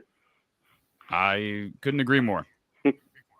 They may not win pretty, but they win. So I won't be contentious. That they do. Yep. No, couldn't say it any better. My only questions, I know I did post one in the chat, but the only two questions I had about the game was on the 3rd and 1 with a minute left. Maybe Coach Don can answer this as well. Is why they may not run a sneak instead of handing the ball off, and potentially having a fumble or anything like that. And even, I'll give them credit on the 4th and 1 in the first quarter because that was a gutsy call, which worked. But yeah, I'd be interested to know about that 3rd down call. And what was the whole timeout before the last kick? Were we really icing our own kicker? I don't know what Brian saw there, Don, but boy, had that next kick gotten blocked, can you imagine the backlash had Drew Stevens missed that kick or had gotten blocked after not only do you see Kirk make the timeout, and then they show the other angle where Brian is yelling for a timeout. They made a comment, but it was never confirmed. The announcer said something about, I think Iowa took a timeout because they only had 10 players on the field. I don't know if that's true or not. I didn't back it up and look at it. I don't believe that's true. Then why was there a timeout? I don't know. I don't have the answer to that either. It was a little bit odd the way it all played out. I got the impression we took a timeout because we were about to mess up, meaning maybe 10 players on the field. Incidentally, I don't think there's a rule against playing with 10. You just can't play with 12. But obviously, if you play with 10, you might get a field goal block because you got a short edge. I didn't notice that we had 10. I didn't go back and look at the video later either. But I don't know why a timeout was taken. It was a little bit bizarre that it was. But the whole game, the way it turned out there in the last few minutes of the game was unusual, to say the least, in a lot of different ways. Yeah, especially since the first kick went straight through the uprights, right down the middle. Incidentally, that second kick was barely inside the uprights. Yeah, exactly. But, and theirs was barely outside the one that missed. Yeah, some days you feel like you're meant to win, and today it seemed like we were meant to win the game, so we did. The only way you can deal with disappointing losses, imagine if you're in Minnesota's shoes right now. One way you can deal with it is to simply say, I believe the football gods today didn't want us to win. It sounds silly to rationalize that way, but otherwise you're going to drive yourself crazy trying to figure out how we lost a football game when we shouldn't have lost. I understand that the Minnesota fans feel that way, and justifiably so. Yep, and first question: would you have, Coach Don? Would you have run a sneak on that 3rd and 1 with a minute left, or because it just seemed like that they almost did fumble, but luckily the play he was down. I wish I could remember exactly what the clock said at that point in time. How did the clock go down in that last minute? Were they burning timeouts to stop the clock at that point? Yeah, I think it was maybe a minute 8 or minute 10 left because Minnesota had just gone out of timeouts, and it was 3rd and 1 at the 3 or 4 yard line. Yeah, maybe so. To be honest with you, I would have been tempted to line up and kick it on 3rd down. And I'll tell you why. If you're kicking on 3rd down and you muff the snap, what do? You simply fall on the ball and then go again on 4th down. Right. So there actually is an argument for kicking it on 3rd down, not waiting to 4th down. I realize that gives them a few more seconds to play with, and maybe they had to burn a timeout after our failed third down attempt. I guess they probably did. So it would have played out differently, but just realizing how cold it was, I always worry. I don't worry too much about the snapper, but I worry about the holder. His hands are probably a little bit on the cool side, and thankfully it didn't matter. We got the ball down. Incidentally, I would say this, Corey, those two muff snaps out of the gun, the first time I would put the blame not on the center. I put that blame squarely on Spencer. Spencer did not look that ball in. If you go back and look at it, his eyes are not trained on the football when the ball hits his hands. And the message there for any quarterback is don't take anything for granted. The ball was a little off target, I'll admit. It was a little bit over to one side, but it was very definitely a case of he should be able to field it. The second one, there's no doubt that was a bad snap. And Spencer did the right thing in both cases. He simply fell on the ball. But one reason we didn't run the ball better, those two snaps accounted for minus 21. So there's 20 yards off our rushing total right there on those two snaps. Anything else, Zach? Nope. It's great listening to the show. Glad Floyd's coming back home, and hopefully Friday we'll be hopefully celebrating maybe another Big Ten West title. Amen, brother. Appreciate the call, Yep. sir. Have a great holiday. Take care. Bye. All right. Everything's going well, Don. I made this comment during the game, Corey. This is in the first half. I simply said very few possessions, must make them count. I just checked to see. Minnesota only had 9 possessions in the game. We had 10, but the last one doesn't really count because it was with 3 seconds left. We took a knee. So we both really only had 9 possessions. That's what happens when 2 ball control offenses show up against each other. They had a lot of more than 10 play drives. It seems like we had some lengthy drives too in terms of time of possession. We both did a good job of chewing up clock. Want to take a moment to thank Brad Van Meter and his team down in State Farm. They've been in business since 1999. They offer products border to border across the state of Iowa. 3 fully licensed team members to help Brad navigate through the complex insurance world. And boy, isn't that the truth? They offer auto, home, renters, business, and life insurance. They're part of a company that's the largest auto insurance company in the country. Largest insurance company in the country. Give Brad and his team a call, 515-256-6480. All right. I got a couple. We got Yaakov 22 and Clay. Clay, your device is not connected. If you could get your mic fixed before you jump on here, we'll get you here very soon. I've got a couple of questions I don't want to get behind on in the chat. I am behind. But if we could maybe go somewhat rapid fire on these, Don. Okay. The Outlaw Josie Wales says, your evaluation of Petrus today, is he progressing sufficiently? Don, I'll just say this real quick, and then I'll let you go. I thought he was good. Thought he made the right throws. I do appreciate the fact that Brian is calling more slants, including to his receivers, and even when we're running slants to Laporta, we are running slants, and you're getting the ball out of Petrus's hands quickly and not allowing that pocket to collapse. You're perhaps kind of making up for a deficient offensive line and pass protection unit, if you will. But I thought it was good on Brian for helping Spencer today in the play calling. Your thoughts on Spencer? I do think that Spencer's demonstrated here in the last few games. He's figured out that it's all about location and not about velocity. He's put the balls in very catchable positions in most cases, and he's taken a little pace off the ball to make it a little easier to catch. Today, twice, he gunned the ball. One of them was to Reganey, the one that switch route that I talked about that skipped off his fingertips. And the other one, what was the other one? It was late in the game. I don't know if I have the exact play written down, but it was a ball over the middle. He overthrew a receiver. He gunned the ball. The ball sailed a little bit, went high. Remember the play I'm talking about, Corey? It was in the fourth quarter, as I recall. We're not talking about the Reganey play. Which play are we talking about? I thought it came after Reganey, but I could be wrong. I don't have it written down, so I'm not sure. Yeah, he didn't. I thought the throw to LaShawn when they were backed up in their own against their own end zone. Throw to, I think it was back there in their own red zone. The throw to LaShawn was a bit high.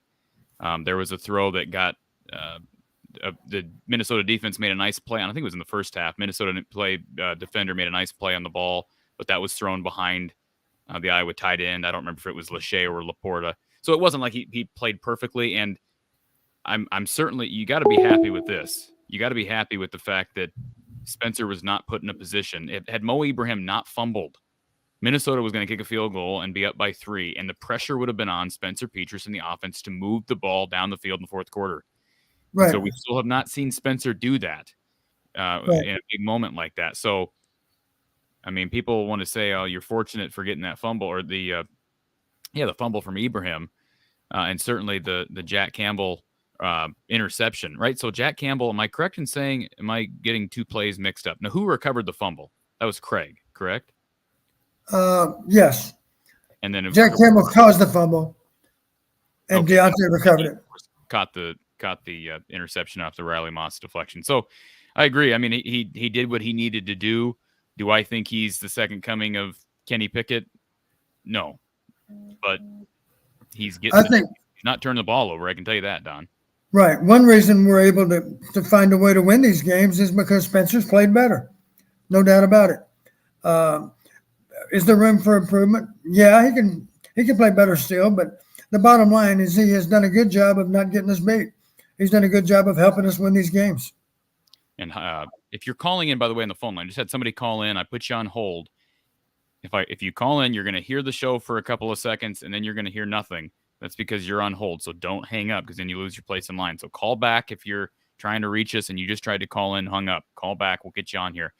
Let's get to Hyper Local. He says, did Caleb Johnson get hurt? Why isn't he playing more? I don't have an answer to that. Ray asked the same question. What happened to Caleb Johnson in the fourth quarter? Is it an injury? Again, maybe a better question certainly a better question for Kirk. But it does confound me a bit that we're not seeing more of Caleb Johnson, especially after how well he played there in a stretch of a couple of games, albeit against a Purdue defense that was not very good. Let's get to our next caller, Clayton. Clay, welcome back, sir.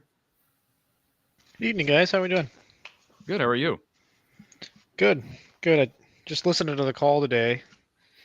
Do we think, as Iowa fans, we're getting a little pampered with the great defensive performances we're seeing?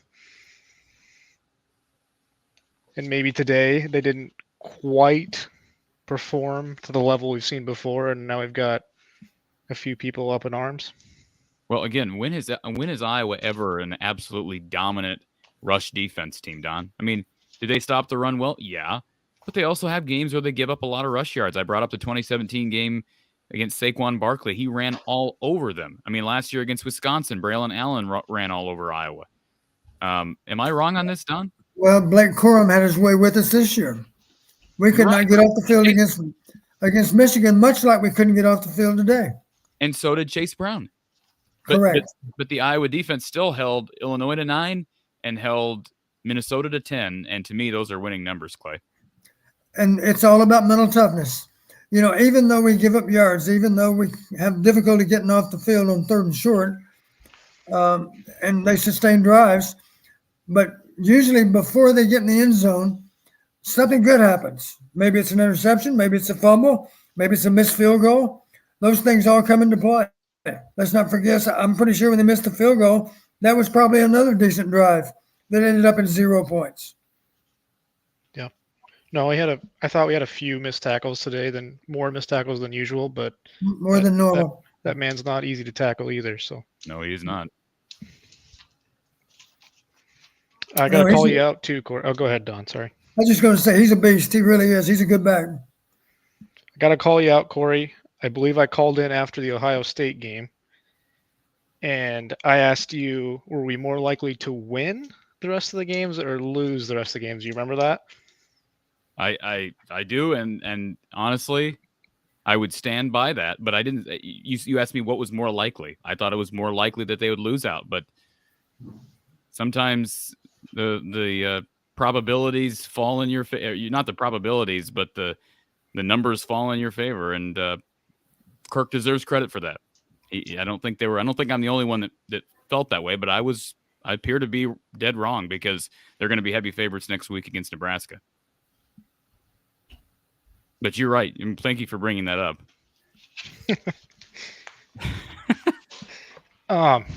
Do you want to see him win a West title? I know you're concerned if we get enough wins that we won't see change. Do you want to see them win the West? And of course, I want to see them win. Yes, I don't want them to not win. What I've simply expressed in the past is what a lot of fans have expressed, that it is possible that with a West Division championship, Don, you've even said this, with 9 wins, it might be incentive for Iowa to stand pat with the staff. And I'm not saying you're endorsing change, but I'm just saying in general, Kirk has fallen back on that. Earlier this year, he was asked about midseason changes, and he said, well, we won 10 games last year. He didn't say, well, we were the 123rd ranked offense in the country last year. No, he said we won 10 games. So That's what he uses to evaluate his staff. And certainly Gary Barta has not proven to evaluate the staff any differently. So that is a concern.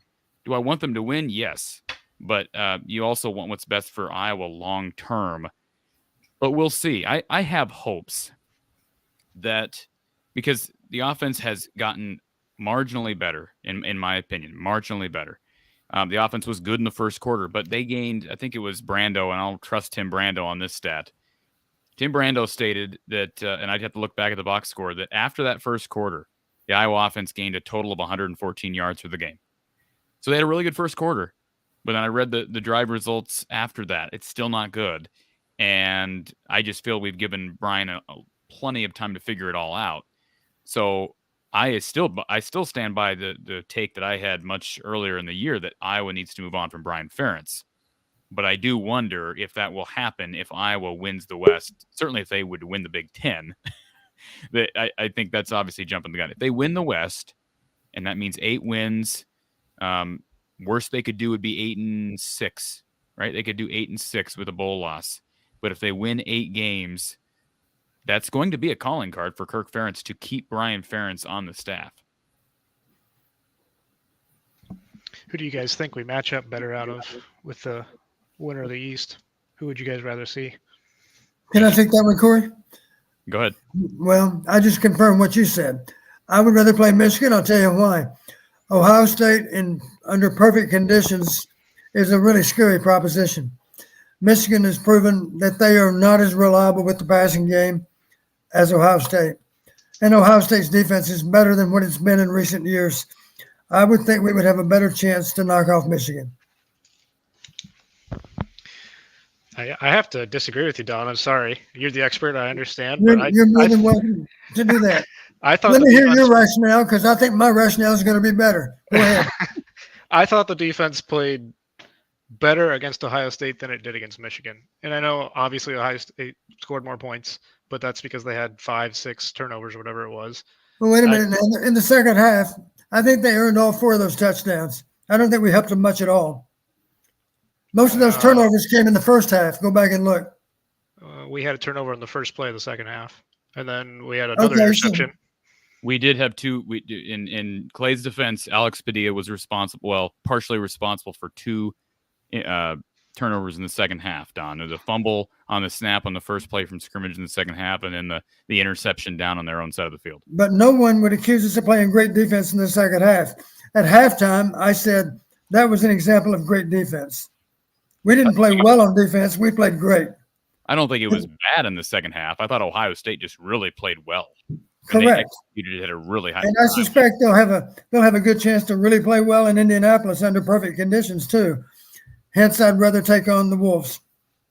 I agree with Don for that reason. I look at how CJ Stroud executes, and I didn't watch him against Northwestern. I didn't watch him today against Maryland. But just take that second half against Iowa, for instance. He's a guy who can single-handedly beat you. They've got the best receivers in the country. I compare him to J.J. McCarthy, who struggled at times today to hit his receivers. And they're not as deep as Ohio State is. So I think Ohio State's going to win next week, for the record. And so I think we'll get Ohio State. But I would rather play Michigan. I thought we moved other than the turnovers, I thought we moved the ball a little bit better against Ohio State than Michigan as well. But I'll leave you with. I've got one more challenge for you, Don. That I'm going to jump out. If you're a big stats guy, I would challenge you to find a game in which Iowa won, getting the differential in the running game as high as it was. So I think what was it, 220 or 230 or something? 225. I'd challenge you to find another game Iowa's won in the last 25, 30 years that it's been that high. I would agree with you.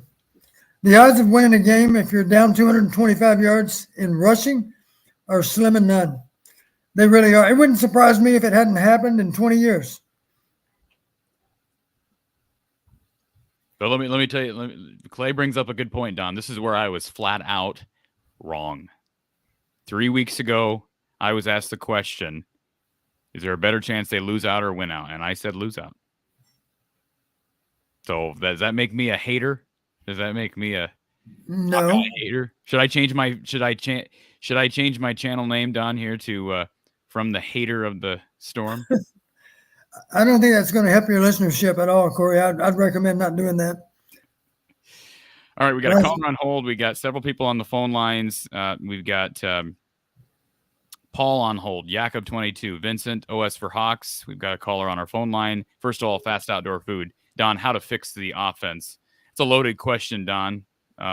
We've talked about it before. I don't know if you want to address this now. We've discussed this issue. Yeah, we could. There are any number of things that come to mind for me. One thing that would come to mind is simply, and I think we're making strides in the right direction. You heard me harp about game planning, Corey, and using imagination to put together your plan from 1 week to the next. I think we're doing some of that because I do see plays that we ran today that we hadn't run before. That's a good sign. And some of them did work, some of them didn't, but you could see the argument for running it. A simple example would be that switch route. That was a good thought. If we just given Nico a little better ball, he would have probably caught it. And again, I've already said you could certainly classify that as a drop. Difficult chance, but it's the kind of play that Nico might make. That's for sure.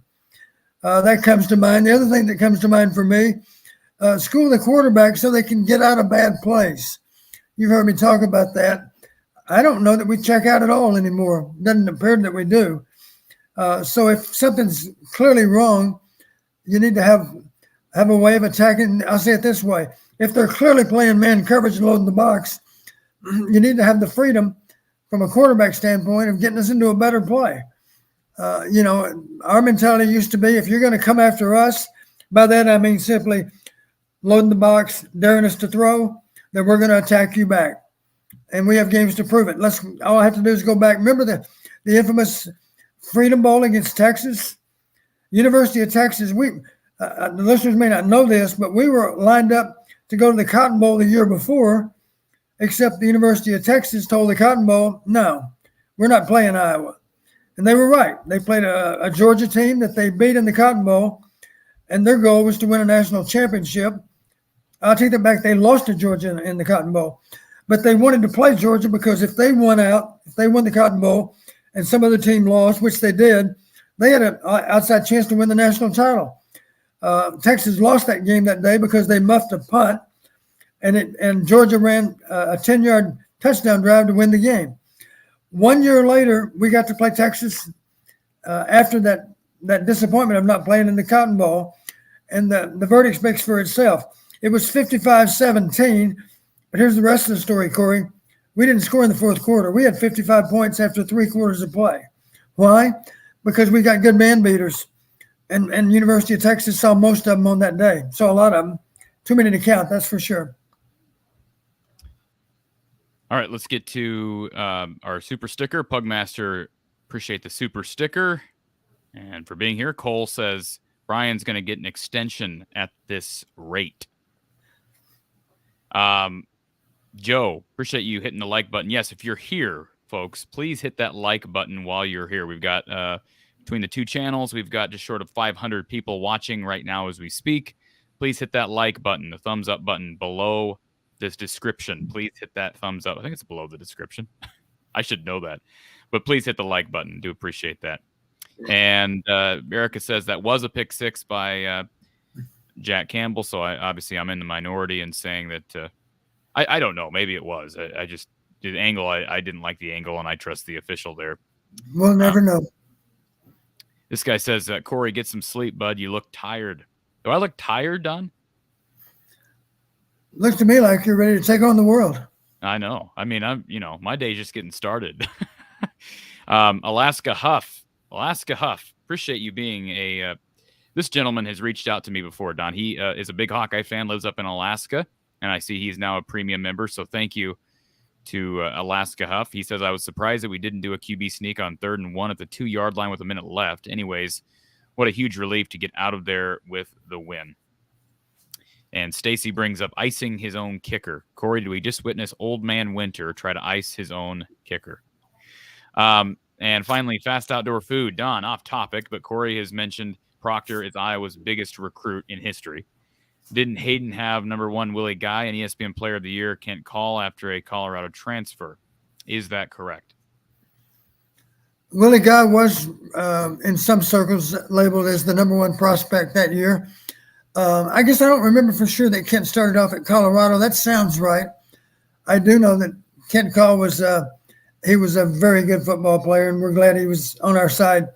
And the same can be said for Willie. Willie didn't achieve as people hoped he would, but let's face it, if you're the number 1 recruit in the country, the expectations are a little bit off the charts. So Willie did the best he could. He was a good player, but not a great player, and we love him for just being as good as he can be. All right, let's get to Yaakov 22, who's been on hold. Yaakov, how you doing, sir? Hi, gentlemen. Thank you for having me. Absolutely.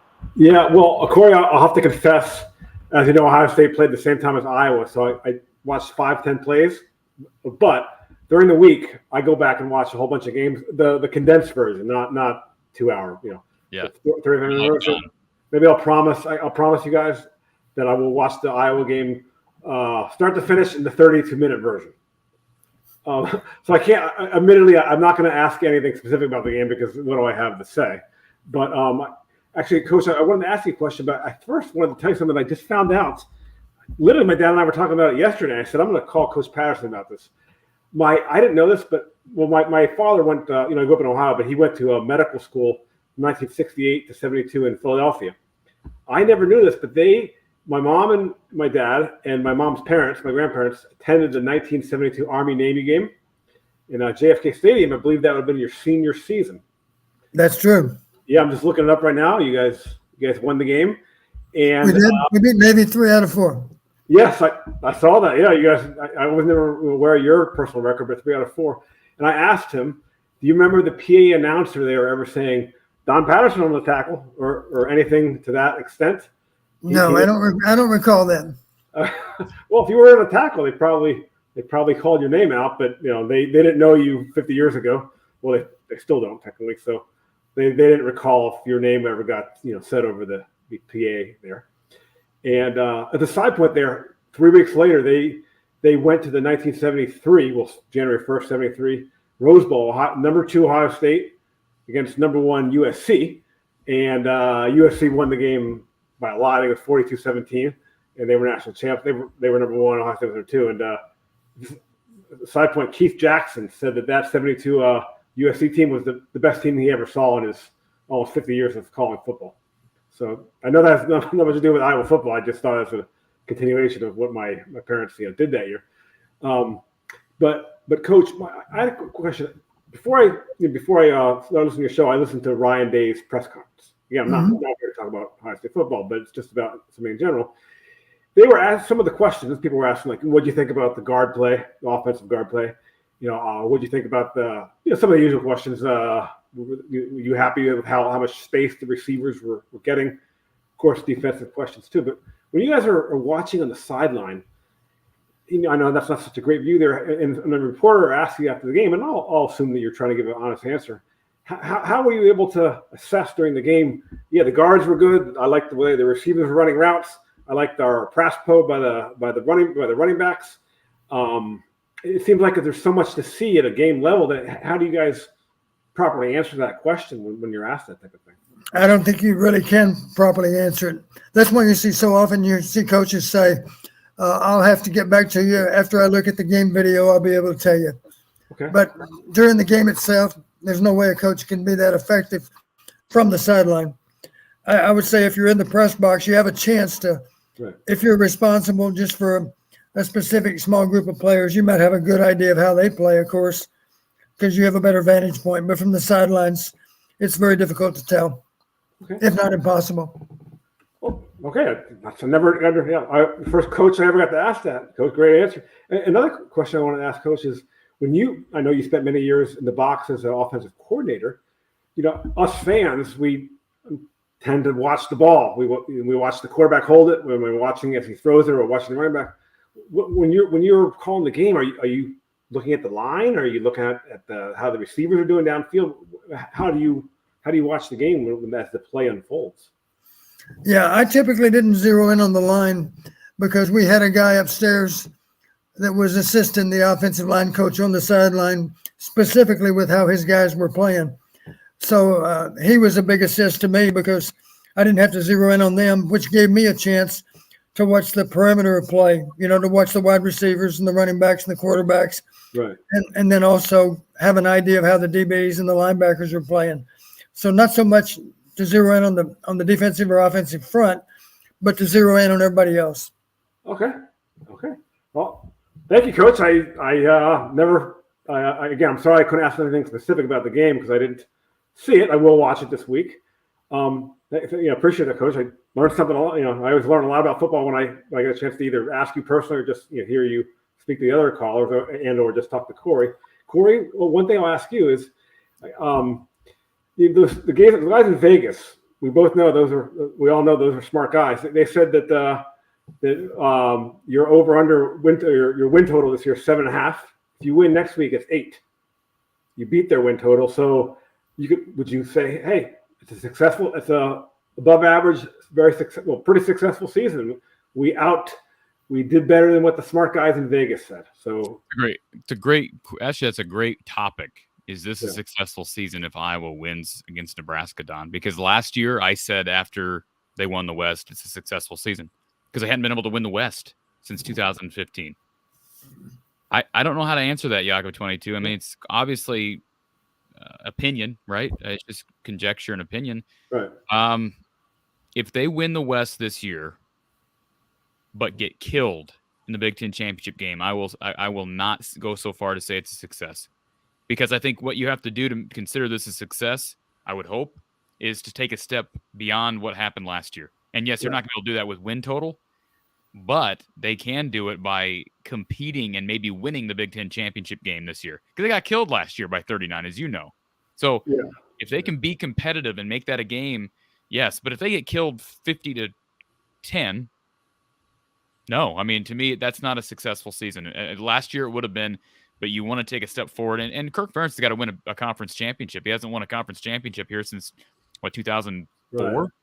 So, and that was a shared title. So the time is now, at 23 years into his reign here. It was a fairly, at least on paper, a fairly difficult schedule. So winning 8 games is fairly good. I mean, you played Ohio State and Michigan. And your other crossovers were, I forget, but I think Rutgers. And I'll say this too. If we're equating, I think 8 wins this year, you could argue is equivalent to 10 wins last year because last year your win total was 8.5, I believe. You beat it by a lot. But the West was better last year. So it was harder to win 10 games. Right. That's what I'm saying. So the crossover division, the crossover schedule was weaker last year. But the West Division as a whole was stronger. So take that for what you will. Iowa didn't have to. Iowa's opponents last year were Penn State, who was good but not great. They ended up 7-6. Right. Indiana, who was awful.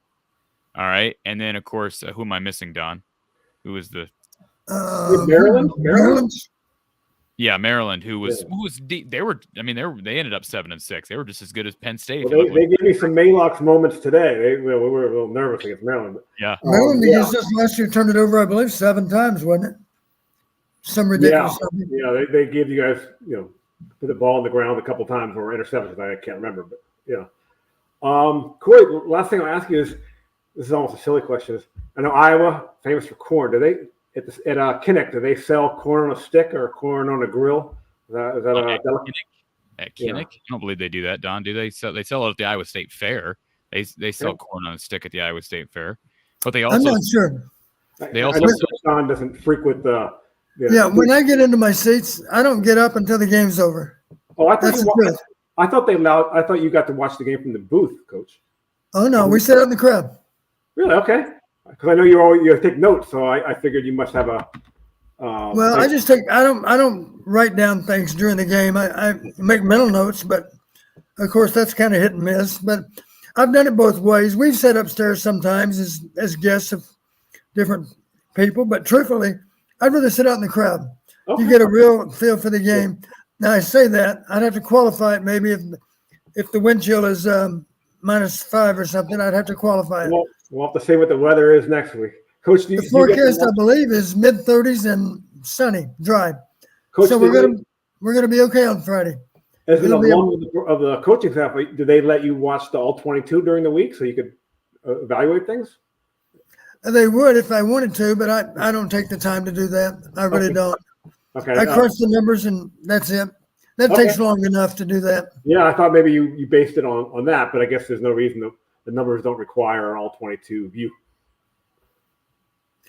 Well, studying video is very time consuming, and I'm not going to commit that kind of time to it. They're doing it for a living, so Yeah. let's let those guys continue to do so. But Coach, you put it in 40 plus years, Coach. You crunched enough video. I'll give you that. Time served. that's true. Guys, thank you. I'm gonna keep you guys a little bit and keep watching UCLA, USC, and you guys. I'll do a little both. You have a score on SC. I believe it's 14-7. SSC. Yeah. UCLA, they're hanging tough. They had some nice. And finally, there's a lot of people in the. Sorry, it's 21-10. I got confused for a second. It's 21-10, and just so you know, South Carolina's right now taking it to Tennessee, 35-24. So a lot of happening. I know you guys are focusing on Iowa, but Well, that brings up a good point. What about the number 3 and number 4 seeds? Number 3 and number 4 ranked teams right now, winning only with last-second field goals. Michigan, I was cheering hard for in Illinois, but I'm telling you, Quorum got hurt, and they had no offense. Right now, I'm not sure if they have a better offense than Iowa. I'm not using that to put Iowa down, but their running backs are out. And Coach, I think it's easy for me to take shots at Coach Harbaugh, but he is turning a 5-star. It doesn't mean he's going to be great, but that guy was a 5-star recruit. Sometimes it doesn't always mean that you're a future NFL player, but they've turned him into a game manager. Well, I can see why you say that. It's not really fair for anybody to be labeled with 5 stars. Yeah, the truth of it is, Right. the truth of it is, it's hard to satisfy everyone if you have that kind of rating. Yeah, I'm sure a lot of Michigan fans are disappointed with their quarterback. some of it's based on he's a great athlete in high school. Of course, you could run. You're probably better than the defensive backs, and you could get a lot of yards that way. Or if you just have a cannon, you could fire it in there, and the defensive backs aren't going to do it. Which in college is not going to work that way. So if that was the case, then the all-time greatest quarterback would have been Jeff George. He had the strongest arm ever. He should have been the best quarterback ever. But I'm not saying he was terrible, but it's more than just about that. You're right. He could spin a ball. I remember watching Jeff George play a high school game in Indiana. Did you guys recruit him? He could definitely spin Corey, it. I know I'm talking too much, Corey, but did you guys recruit Jeff George? Were you guys close? He's from Indiana, so you must have been close. Well, I think we at least made an attempt, but he had other ideas about where to go to school, and that's fine. Yeah. I was not for everyone. Right. Yeah. Okay. Well, he went to Illinois. It's I guess it's somewhat similar, but not really. But gentlemen, I know you have a lot of people going on. As much as I'm enjoying this, I'll let you do that, and I'll split my time here. My split screens now. Thank you, Yaakov. Appreciate the phone call, sir. Okay. Bye, guys. Take care. All right, moving right along here, we've got, let's see, Paul. We've got our caller on the phone. We've got OS for Hawks and Vincent. Hang tight, everybody. Let's get to Paul. Paul, welcome to the show. Hey, good evening, fellas. Good evening, Coach. Hi, Paul. How are you? Fantastic, man. We brought Floyd home again. Yes, we did. All right. What I wanted to ask was, in the first half there, the offense was clicking, right? I thought Brian came out with a great game plan. We hit that middle tight end screen, on the first play of the game. Went for 50, 57, whatever it went for. The drive, the drive ended up in 3, but Iowa got out to the 10-point lead. Minnesota did answer. They got us in that the 3rd and 20 situation, but that was the result of the fumbled snap. And we didn't really recover from that. If Iowa seemed like if we didn't have those miscues in the first half, we were sort of on our way to a 13 to 17 point lead. And had that been the case, maybe it gets Minnesota out of their ability to run the ball so well. Iowa really had a chance to run away with this thing. They just didn't get an opportunity to because of some miscues in the first half. But I really thought the play calling was excellent. I'm curious what your thoughts are. I thought we had a good start to our game, and play calling had something to do with it. I said this at halftime. I said, well, we won the first quarter hands down. Have to admit that Minnesota won the second quarter. As a result, it's 10-7. It's back to a one-score game, and it's anybody's game. So I give the Gophers credit for bouncing back in that second quarter. But we won the first and fourth quarters, and statistically, those are more important than the second and third, and that proved to be the case today too. And I did want to ask you, as you're an offensive guy. The 2 weeks prior to the Wisconsin game, I thought Iowa was doing a lot of pre-snap motion, moving the tight ends across the formation, the jet sweep motion. That we didn't really run a lot of that last week against Wisconsin. We sort of brought it back today against Minnesota. Does that have something to do with the 4-man front that versus the odd front Wisconsin runs? It just seems like Iowa's offense kind of clicks a little bit better when we're doing those pre-snap motions. Yeah, I think one reason you didn't see much at all of it last week against Wisconsin was the fact that it was 3-down football. So you had those outside linebackers that are what we call overhang players. One is outside the tight end. The other one on the split side, of course, is lined up over air. And the fact that they're in a 2-point stance in almost every case, it's easy for them to see the motion man coming, the fly sweep coming, and it's easy for them just to be on the safe side to run up the field in anticipation of needing to tackle that fly sweep. So that's one reason you don't see us handing the ball off on fly sweep versus a 5-man front or a 3-down football, as we call it. Same thing. It's a 5-2 alignment. If you look at it, you got 5 guys on the ball, 2 of which are standing up on the line of scrimmage, and they're both smaller, lighter players, so it's not hard for them to run up the field and take away the fly sweep, if there is one. Last question, and I'll get off of here. Next week against Nebraska, their defense is not nearly as good as Wisconsin's defense or Minnesota's defense, which at least in terms of rating, right? So what does Iowa need to do this Friday on a short week to be successful against the Cornhuskers to bring home the West title? Well, we're both short on time. As you know, the game's played on Friday. So the first thing that comes to mind for me, you have to be sure that you take care of all the basics, and that simply means whatever you call on Friday, be sure that you don't beat yourself. So we're back to eliminating turnovers, gaining some kind of edge on turnovers, eliminating penalties. Of course, today there was not a single flag all day, right? What are the odds of that? No flag on either team. Makes me wonder if they forgot their flags and left them in the locker room. It's unusual when there's not a flag. But, we do a good job of not beating ourselves. We limit our penalties. We protect the ball well on offense. We generate turnovers on defense. Our kicking game is outstanding. If we trade punts, we typically pick up yardage. Cooper's already proven to be a good punt returner. He had a 16-yard punt return today, as I recall, that was well done. And not to mention, we almost always do a good job of defending against explosive plays. Today, that was the problem. But I give Mo a lot of credit for that because he's an unusually good back. It's easy for him to make people miss. I am aware that Nebraska has a pretty solid runner back there too, but I wouldn't put him in the same category as Mo. Mo now has 19 consecutive games over 100 yards.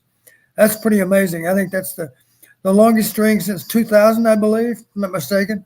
Does that sound right, Corey? Yeah, and quick prediction. Nebraska won't be able to run against Iowa next week. I predict a big bounce back because Phil Parker's guys are way too resilient. And you're right. He's a good back. He's not Mo Ibrahim. And I just think Iowa, these guys are going to be they're going to be smelling blood next week. They're going to be ready to go. I think there's too much at stake. Our guys are going to be on an emotional high for the game because they know we have our destiny in our own hands. And I'll say this, one thing I was proud of, we went to 3 Rose Bowls in our 20 years here, and in all 3 cases, we knew all we have to do is take care of our business, and we're in. And when it came down to the last weekend of the season and the Rose Bowl was on the line, we won it. We won that game every time. And one time I think we lost to Minnesota, but we already had it clinched anyway, as I recall. The other 2 times we had to beat them, and we did. And I would expect that our guys are going to play with that same effort and intensity this weekend. I should say this next Friday. So in that regard, good luck to Nebraska trying to stay with us because I think it's going to be a huge challenge for them to be able to do that. Well, thanks, Coach, and thanks, Corey. I hope you guys have an amazing night. Go Hawks. By the way, I had to put a jacket on down here in Florida. It was a balmy, 61 today. So We all feel sorry for you, Paul. I know. Anyway, go Hawks and good night. Thank you, sir. Take care. Always love when they can rub it in. We had our listener from Costa Rica that commented here a little bit ago. And speaking of kind of cool comments here, I enjoy hearing from different people across the country or maybe across the world. How about this one, Don? Ross Kim woke up at 6 a.m. on Sunday, Korea time, to watch this. Go Hawks. You got listeners over in Korea, Don. Now, there's the football fan. Now, is Ross saying he woke up at 6 a.m. to watch this or to watch the game? Because if he's... You're right. He said to watch this. No, we should feel special. Yeah, yes, we absolutely do feel special. All right, let's see here. I did see a comment here, or I should say a tweet from Iowa. According to Sports Information, this is the first time since December 6th, 1986, that there was a game that was penalty-free. Don, do you happen to know what that game was in 1986? Or maybe you brought this up earlier and I'm already forgetting. 1986. My gosh. No, I don't. Let me give you the date again because you should be able to figure it out from the date. Okay. December 6th, 1986. December 6th. Well, it's not the bowl game. It's not the bowl game. You ought to know this, Don. 86. It's probably against Minnesota because Minnesota was typically our last game. No. This is not just for Iowa. This is any FBS team. Oh, Army-Navy. Army-Navy. So how about that for a stat? That is a good stat. Of course, those cadets and those midshipmen, they wouldn't do anything wrong. I still can't believe 0 penalties in this game, Don. Unbelievable. All right, let's get to our caller who's been on hold. Thank you for calling Iowa Postgame with Coach Don Patterson. Who's on the line? Hi, Corey and Don. It's Ryan from McGregor, and I'll be brief tonight, I promise. Hey, Ryan, how are you? I'm great. How can you not be great after a win, at least? My comment on the game, and I'll be brief about that, but my question's regarding recruiting. But I thought with regards to the game, Don, I was really happy to see the contingency planning. It was really, really great. I mean, at least it was some there. And are you guys still there? Yeah. Yes. Okay. And then I thought, all three phases played really, really well at times, and they played really bad at times. And I thought, it was sort of equal. I mean, it's kind of hard. I think it was really, truly a team win. And that's all I'll say about the game. Don, I was listening to you dialogue with the guy regarding the 81 squad. A real quick comment about that. When Coach Fry was there, he played, teams like UCLA, Nebraska, Oregon, Miami, not cupcakes like South Dakota State, Arkansas State, and the like. So those guys that are trying to make comparisons between the Ferentz era and the Fry era, good luck with that, because you're wrong. You got to remember, we can't play on the Pacific time zone because we can't handle that. That's been the excuse for our poor performance out there, and that ticks me off. So I'll say that first. But Don, the best quarterback prospect I've seen that at Iowa that came out of high school was a little guy from Baytown named Drew Tate. And when he came, he was a slinger, man. He could run the option. He could do all that. And I saw year after year after year while he was at Iowa that his skill sets declined. And it really bothered me to see a guy like that end up at Iowa with such poor development. And my question to you really, Don, is, and to Corey, you too, is do we have any recruits at the games day in Minnesota? And B, can we possibly ever regain the ability to get Texas recruits again? Because it seems since the Drew Tate era, that's ended. And I'll hang up. Thanks. Okay. Thank you, Brian. Appreciate it. That's not totally accurate, Don. There have been some Texas recruits. Matt Hankins was a Texas recruit. Right. They're in on a kid right now. Now I don't remember. He's a twin. Cam Jenkins. Cam Jenkins is a corner that I believe they're still in the running for him, but we'll find out here in the next month. We got signing day coming up in about a month. So they recruit down there, Don, but certainly not to the level of your guys, Hayden Fry and his squad. And certainly you were a big part of that, but Iowa really doesn't have roots down there right now, do they, coaching-wise? Yeah, I think that's a problem. A simple example, just to give you an idea, our first year here, we brought up some of the very best players in Texas, and we didn't sign a one of them. And Coach Fry afterwards said, well, we got them to visit, but none of them wanted to take that leap of faith, and so we lost out on every one of them. He said, let's put a hold on Texas until we win, because I don't think we're going to be able to sell them until we do win.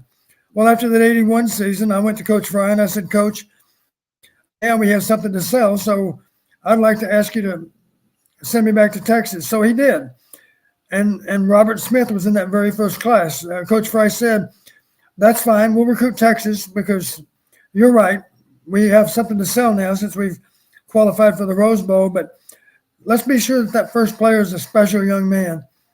And Robert Smith was special in so many ways. Robert was one of the best sprinters, not just in Texas, but really in the entire country that year. And Robert is not in the record books for touchdown passes. I think he had 16, as I recall, 16 touchdown passes. But he was also effective as a kick returner and a punt returner. He also did a great job of pushing defenders deep so that we could hit a lot of those intermediate routes. He was a team player in every way. Proud to say that I recruited him. He's a Big Ten back judge right now and still lives in Waterloo. And he met his wife right here at Iowa. And they have a beautiful family, and they're still happily married. So I'm happy to have my name associated with Robert Smith. Robert was just one of many, of course. There's so many I can't name them all, but certainly the listeners remember Merton Hanks. A little quick story on Merton. I was looking at a running back from Louisville High School, which is north of Dallas, and I couldn't help but notice as they were playing Lake Highlands, the same skinny defensive back made the tackle every time on this great running back. And I asked the Louisville coach, I said, who is that defensive back from Lake Highlands? And he said, his name's Merton Hanks, and we never could get by him. So is it any surprise that I made a stop at Lake Highlands High School for Merton Hanks? It came down to us and the University of Texas, and I'm proud to say that Merton chose us over UT. And I still remember Connie, his mom. I remember her telling Fred Akers, Coach, you're wasting your time. he's going to Iowa. So no offense, but why don't you go ahead and do something else with your time other than visit with us, because my son's made up his mind. How about David Hudson? You're talking about a guy that could throw the shot put over 60 feet, and he was a fullback for us. But the truth of it is, we get in one-back offense with David in the backfield, and we still run the ball because he was such a good runner. That's just a few of them that come to mind. There are too many to name. And Carl Jackson also did a great job of recruiting the Houston area. You know, who can forget Melvin? What, I can't think of Melvin's last name. Help me out, Corey. Great linebacker. Melvin Foster. Foster. Okay. Yeah, Melvin Foster. What a super player he was. Let's not forget about Matt Hughes, you know, who was from Eastland, Texas. A lot of good players in Texas, but the one advantage we had over the current staff, we had a living legend as our head coach, and he was born and raised in Texas. And I used to tell the recruits as I met with them, I remember watching the Hayden Fry show when I was in high school. He was a young head coach at SMU, and he was taking lesser talent and beating better teams even then. So the bottom line, of course, is we were able to recruit well in the 80s and into the 90s, and that certainly had a lot to do with our success. Two areas primarily away from the Midwest. One was Texas, and the other one, of course, was New York, New Jersey. And Bernie Wyatt deserves great credit for being effective in recruiting back east. Of course, he's from Amityville, New York. So Bernie didn't need a roadmap to know where to drive. You know, he knew exactly where he was going. And there's so many great players also that came from New York and New Jersey, of course. Erica says that I missed her super chat. I did not, Erica. Sometimes I'm a little slow here, but I got your super chat, Erica. Thank you. The super chat and for reminding me here. Coach should wear a cowboy hat on air along with a "What's the Upside" T-shirt if we win the West. And Erica also wants to know. Thank you, Erica. She wants to know: has Coach bought his cowboy hat yet? I'm saving up for it now. Okay, but I don't think I'm going to be able to accumulate enough money. I have to ask for an increase in my allowance. Michael Weber, appreciate you being a premium subscriber, Michael. Hawks continue to own the month of November. PJ Fleck has yet to beat Iowa 0-6. Thank you, Michael. Month of November is all about character, and I put the character of our football team up against anyone. I agree. Most definitely. Jordan Miller, appreciate the super chat, Jordan. He says, thanks, Coach and Corey. What's your overall assessment of the offensive performance today? Go Hawks. I would grade the offense overall a C-, and that's not in comparison to the rest of the season. If we were comparing it to previous performances, I'd give it probably a B+, Don. But still, I mean, you look the number I gave earlier, the final three quarters, Iowa gained approximately 114 yards in total. They totaled 280 yards on the game, 59 yards on the ground. That's still mediocre at best, Don, but it is an improvement from what we had been seeing, and it's more than their average on the season in total yardage. And I understand a game like this, total yardage isn't the perfect formula for calculating an offense's performance. But Don, how would you assess the overall performance today from Iowa's? Well, part of our problem today on offense is that our defense was having a hard time getting off the field, and that a lot of credit goes to Minnesota. As I mentioned, we only had 9 possessions apiece. We did start fast, and let's not forget, one of the problems we had in the last 3 quarters is we lost what most people would say is our very best player on offense. Nothing against Lachey, because I thought Luke did a good job today. But Laporta seems to be the most valuable player in our entire offense. I think he adds so much to our run and passing game. And he's inspirational with how he plays. He's a little bit the offensive version of Jack Campbell, I would say. Both those guys, you know, they're going to lay it on the line every week. They're not going to hold back, not even for a second. And in that regard, both of them inspire their teammates to play at that same high level. Thank you, Jordan, for the super chat. Let's get to Vincent. Vincent, welcome to the show. Hey, gentlemen, how are you? Good. Thank you for being patient. Oh, absolutely. Corey, Don, if I can, I had a 6 and a 7-year-old join me sitting next to me. They'd like to say hello. Is that okay? Absolutely. All right, guys, say hi, Don. Say hi, Corey. Hi, Don. Hi, Corey. How are you? You got to tell us your names, though. right, tell me your name. Addie, Emmett. Addie and Emmett. Addie and Emmett. Yeah, and you guys are big fans of who? Who's Daddy's favorite team? Hawkeyes. That's good. You're starting them young. That's good. Absolutely, absolutely. I'll make it brief because I got a low battery, but a lot of people have kind of been ragging on the Iowa run defense today, and yeah, it wasn't the greatest, but I hope what people understand is Mo Abraham is an excellent back, not just a good back. He's an excellent back, and then Minnesota has a darn good offensive line. So as much as people want to kind of rag on the Iowa run defense today, it's just, yeah, they had one of those days. But just, again, look at the back you're facing and the O-line you're facing. So it's kind of one of those storms, perfect storms, I guess you'd say. The question I wanted to ask you guys is the progression of the offensive line. What are you guys seeing? Are you seeing improvement, marked improvement? Just want to get your guys' take from each of you. I'm gonna leave that up for Don because I really don't know that I can assess it. Don, you're an offensive coordinator.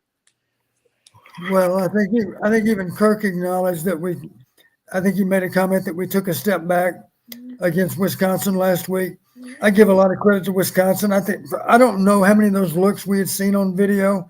Maybe they gave us some looks that we hadn't seen. But as I mentioned a week ago, we had some communication problems today. They didn't just necessarily beat our pass rush in a physical sense. They got us a little bit confused.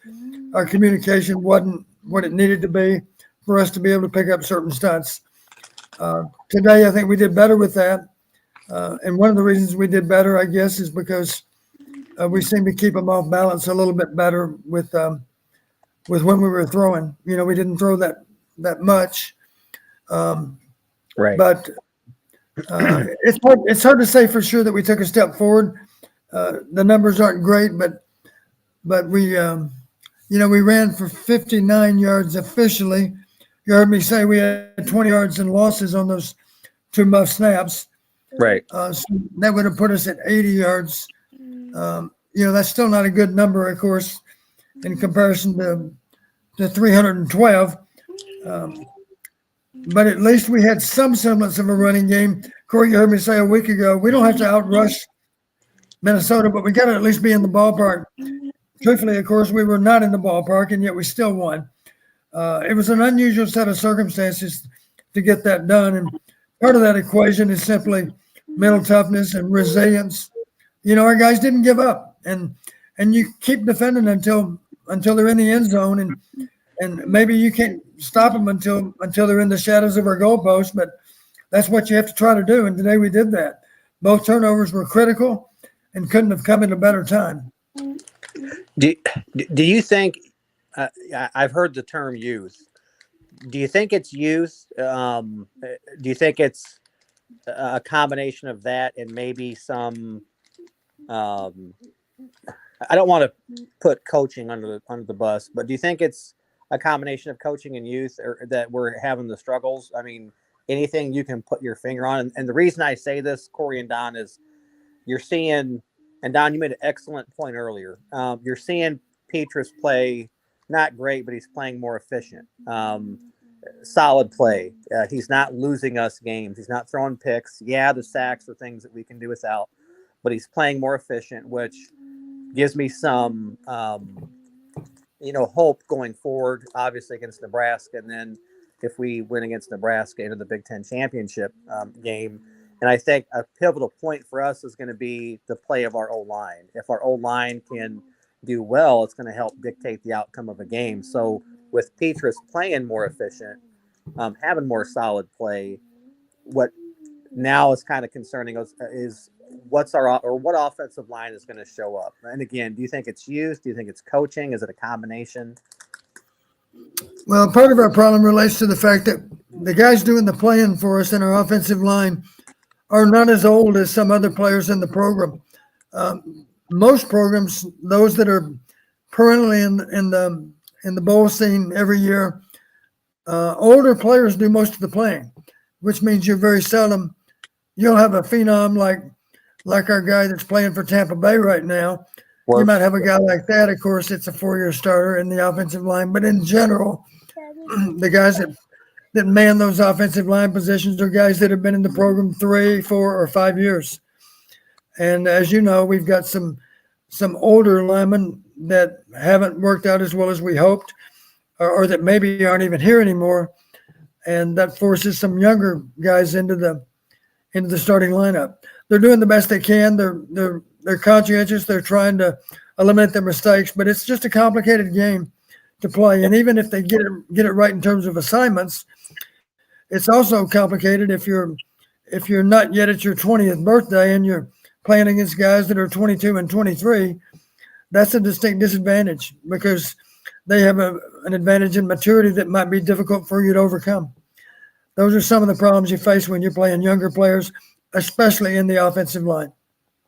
Yeah, absolutely. No, it makes perfect sense. I'm going to agree with both Corey and you, Don, as far as, if things turn out the way we're hoping, we make it to the Big Ten championship game. I think our better matchup is going to be versus Michigan. I'll say it.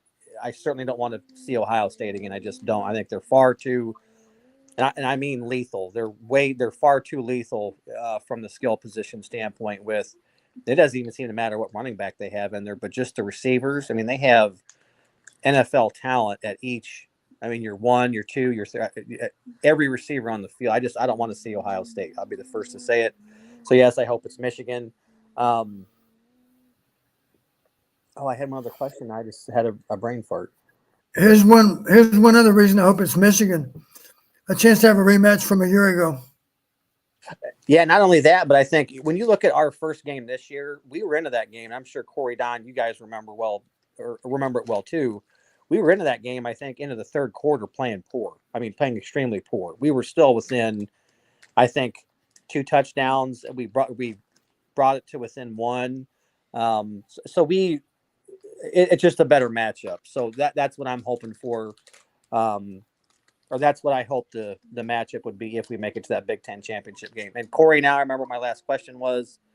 I know you had kind of made a video earlier in the week about Proctor. Anything else you've heard? Anything rumor-wise that you've heard about Proctor? I know I don't get overly concerned with it. I actually agree with Kirk Ferentz's take. One player doesn't make a program. But I would be curious because you have a guy that has the skill set that he has, who I really do think can actually come in his freshman year and make an immediate impact. Anything you've heard outside of what you updated us with on Wednesday? First of all, I don't listen to any of the rumors out there. I don't care what On3 is saying. I know they're predicting that he's going to flip to Oregon.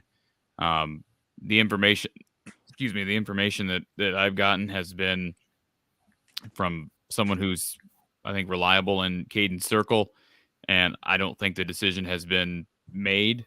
But as of right now, he is still committed. So I would anticipate him signing in December at this point. Now, things can change, but I anticipate him signing next month. Okay. I just don't know if you had heard any other updates at all about. I mean, he just won the state championship yesterday, so I think he was pretty locked into that. And there's a lot of reports out there by certain people that I don't think are true about Caden Proctor. He was in Oregon, and there's no line coach that was at his game on Friday. But other than that, I think there's people who are listening to the wrong people. That's what I'd say. Well, I appreciate that. Just was curious. Gentlemen, as always, I appreciate the time. Don, just the same. Always appreciate you taking the time out for us Hawk fans. I can't wait to get my kids out to Kinnick. They keep asking to go, but I know for them, their little legs can only walk so far. When you're walking down Melrose trying to get to Kinnick, you can lose gas pretty quick trying to get to the stadium. But these guys would like to say goodbye to you real quick. And again, I just enjoy the time, guys. All right, guys, say goodbye. Say bye, Goodbye. Don. Say bye, Don. Bye, Corey. Go Hawks. Goodbye. Bye, Corey. Have a good night. All right, gentlemen. Good night. Thank you, Vincent. Always love hearing from the younger generation of Hawk fans, Don. They'll grow up and be season ticket holders. So, okay, we're gonna have to go rapid fire here, Don. You remember what that means? Oh yeah, I'm ready. I'm locked and loaded. Quick and to the point, right? We got OS for Hawks and Hawkeye Howard still on hold. James says, why switch running back so much? Do you think that hurts the flow being subbed out so much? Maybe. But the only qualification I would go with there is the guy that's making those decisions is a guy that played that same position and played it well. So he's a better judge of who should be in the game than any of us, and I would defer to him. I would voice the opinion that if a guy seems to have a hot hand, think twice about pulling him out, and just be sure he's really tired. Of course, he has the freedom to tap out anytime he wants to, and you'll see the smart backs do that. Of course, they'll recognize if they have a good backup that maybe the backup when he's fresh is better suited to play than he is. Truthfully, think about this. I wonder, poor Mo, as well as he plays, and for what I know, he's an outstanding person, but he's going to probably agonize over the fact that that fumble occurred on his 14th carry on that one drive, and maybe that had something to do with the turnover. We'll never know. Jeff Ball, Tim Brando said multiple times that Stevens missed a field goal. I heard that. He said at one point Drew Stevens has already missed one field goal. He also said if they ruled it a touchdown, they can't review it. Those were words out of Tim Brando's mouth. He also said that throw to Reganey that was high and hot, which you did say might have been catchable. But what Brando said is that's one of the best throws from Petrus I think I've ever seen. I disagree.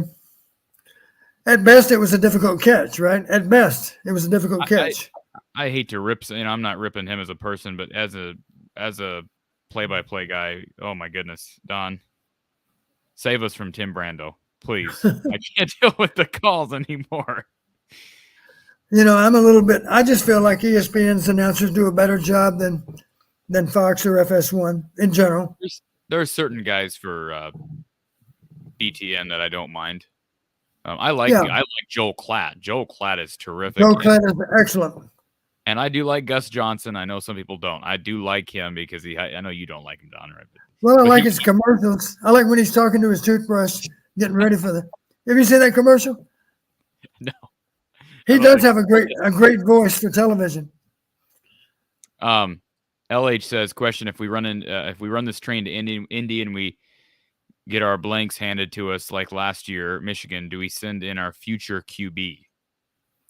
I would have to ask, who is our future QB? I don't think their future QB is on the roster, LH. That's my answer for you.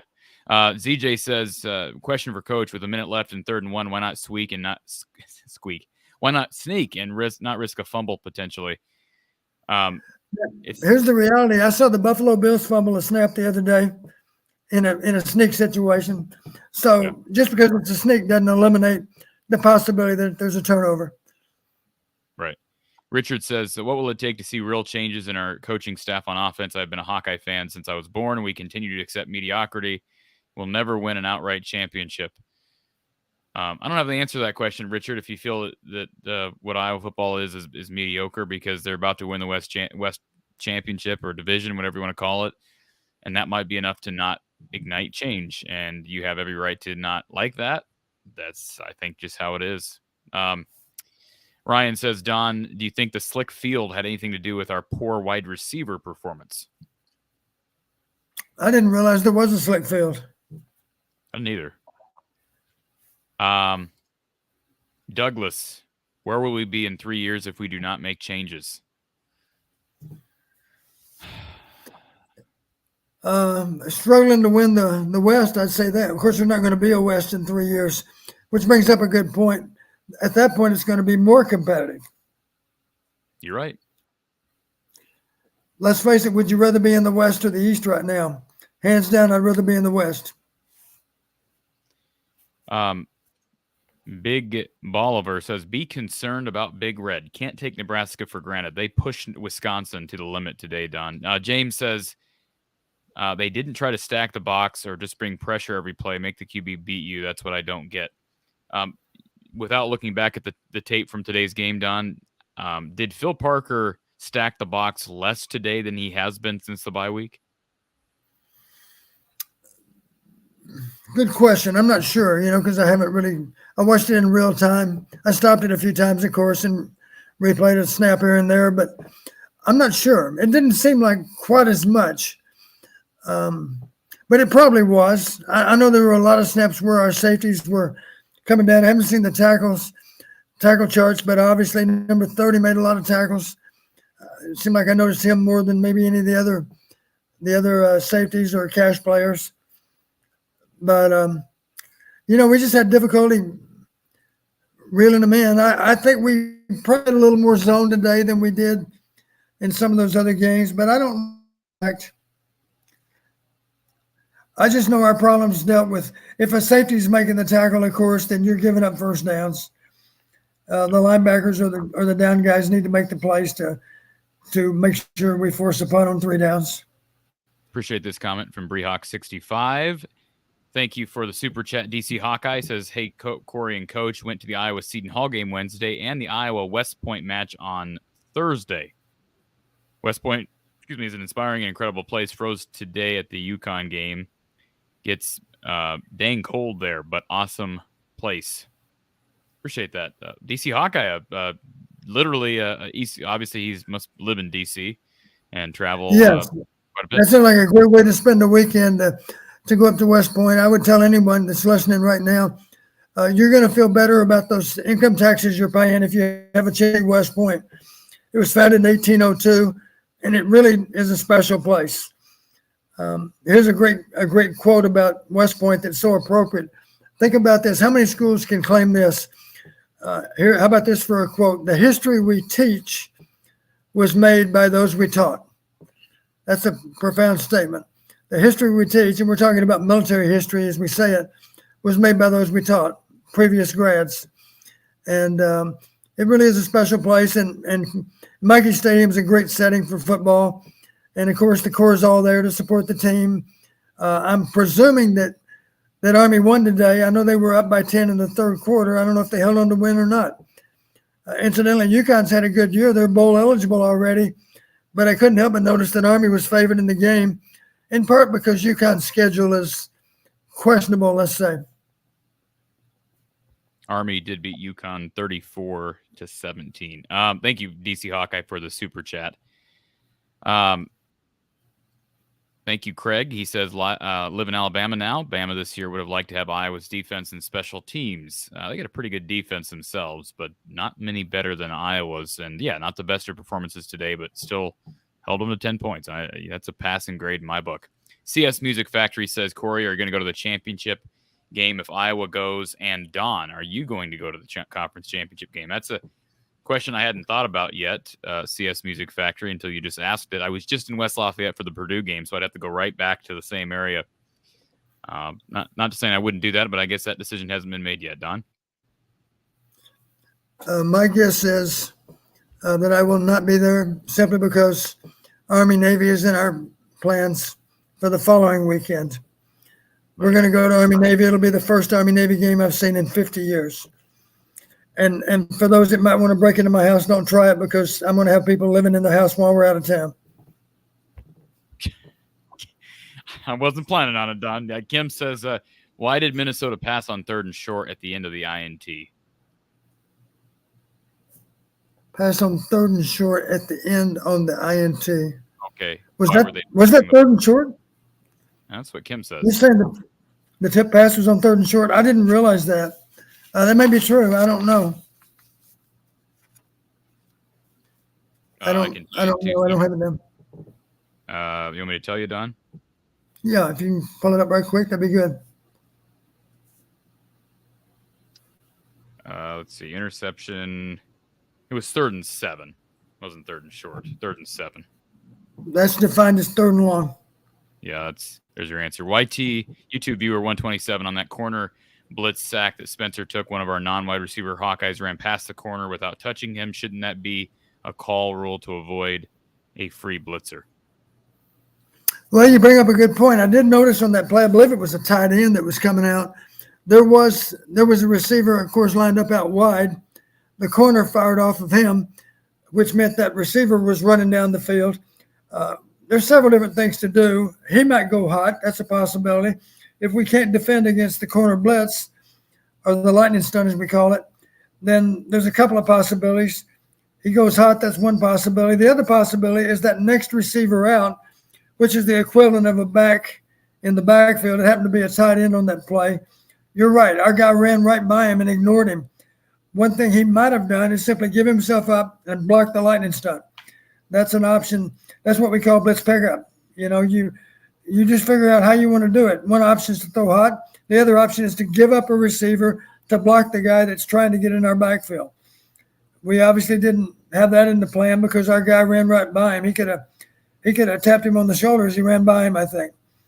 The bottom line is our quarterback was not aware that he was in our backfield until it was way too late.